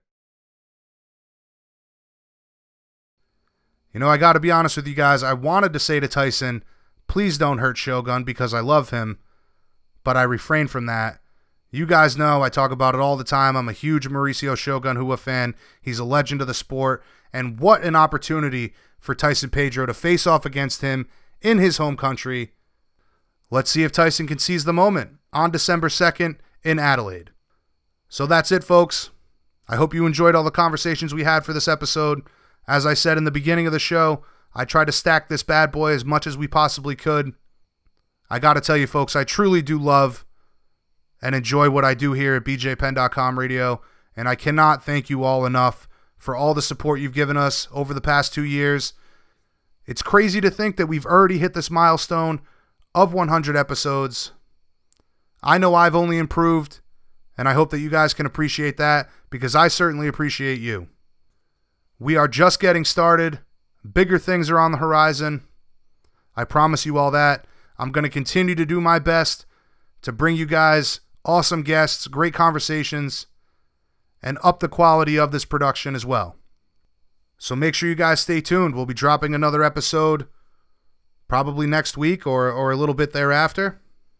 And make sure you guys follow us on social media at BJPenn Radio. Also, make sure you guys follow the website on social media at bjpenn.com. Twitter, Facebook, Instagram, Google+.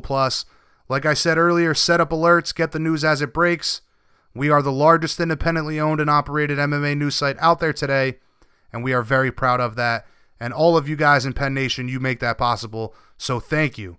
On behalf of everyone on the team, all the hardworking guys that bring you the news each and every day, the most reliable information possible, I'm your host, Jay Kinch. Until next time, my friends, this is the Fighter's Voice, bjpenn.com radio. Peace out, everybody.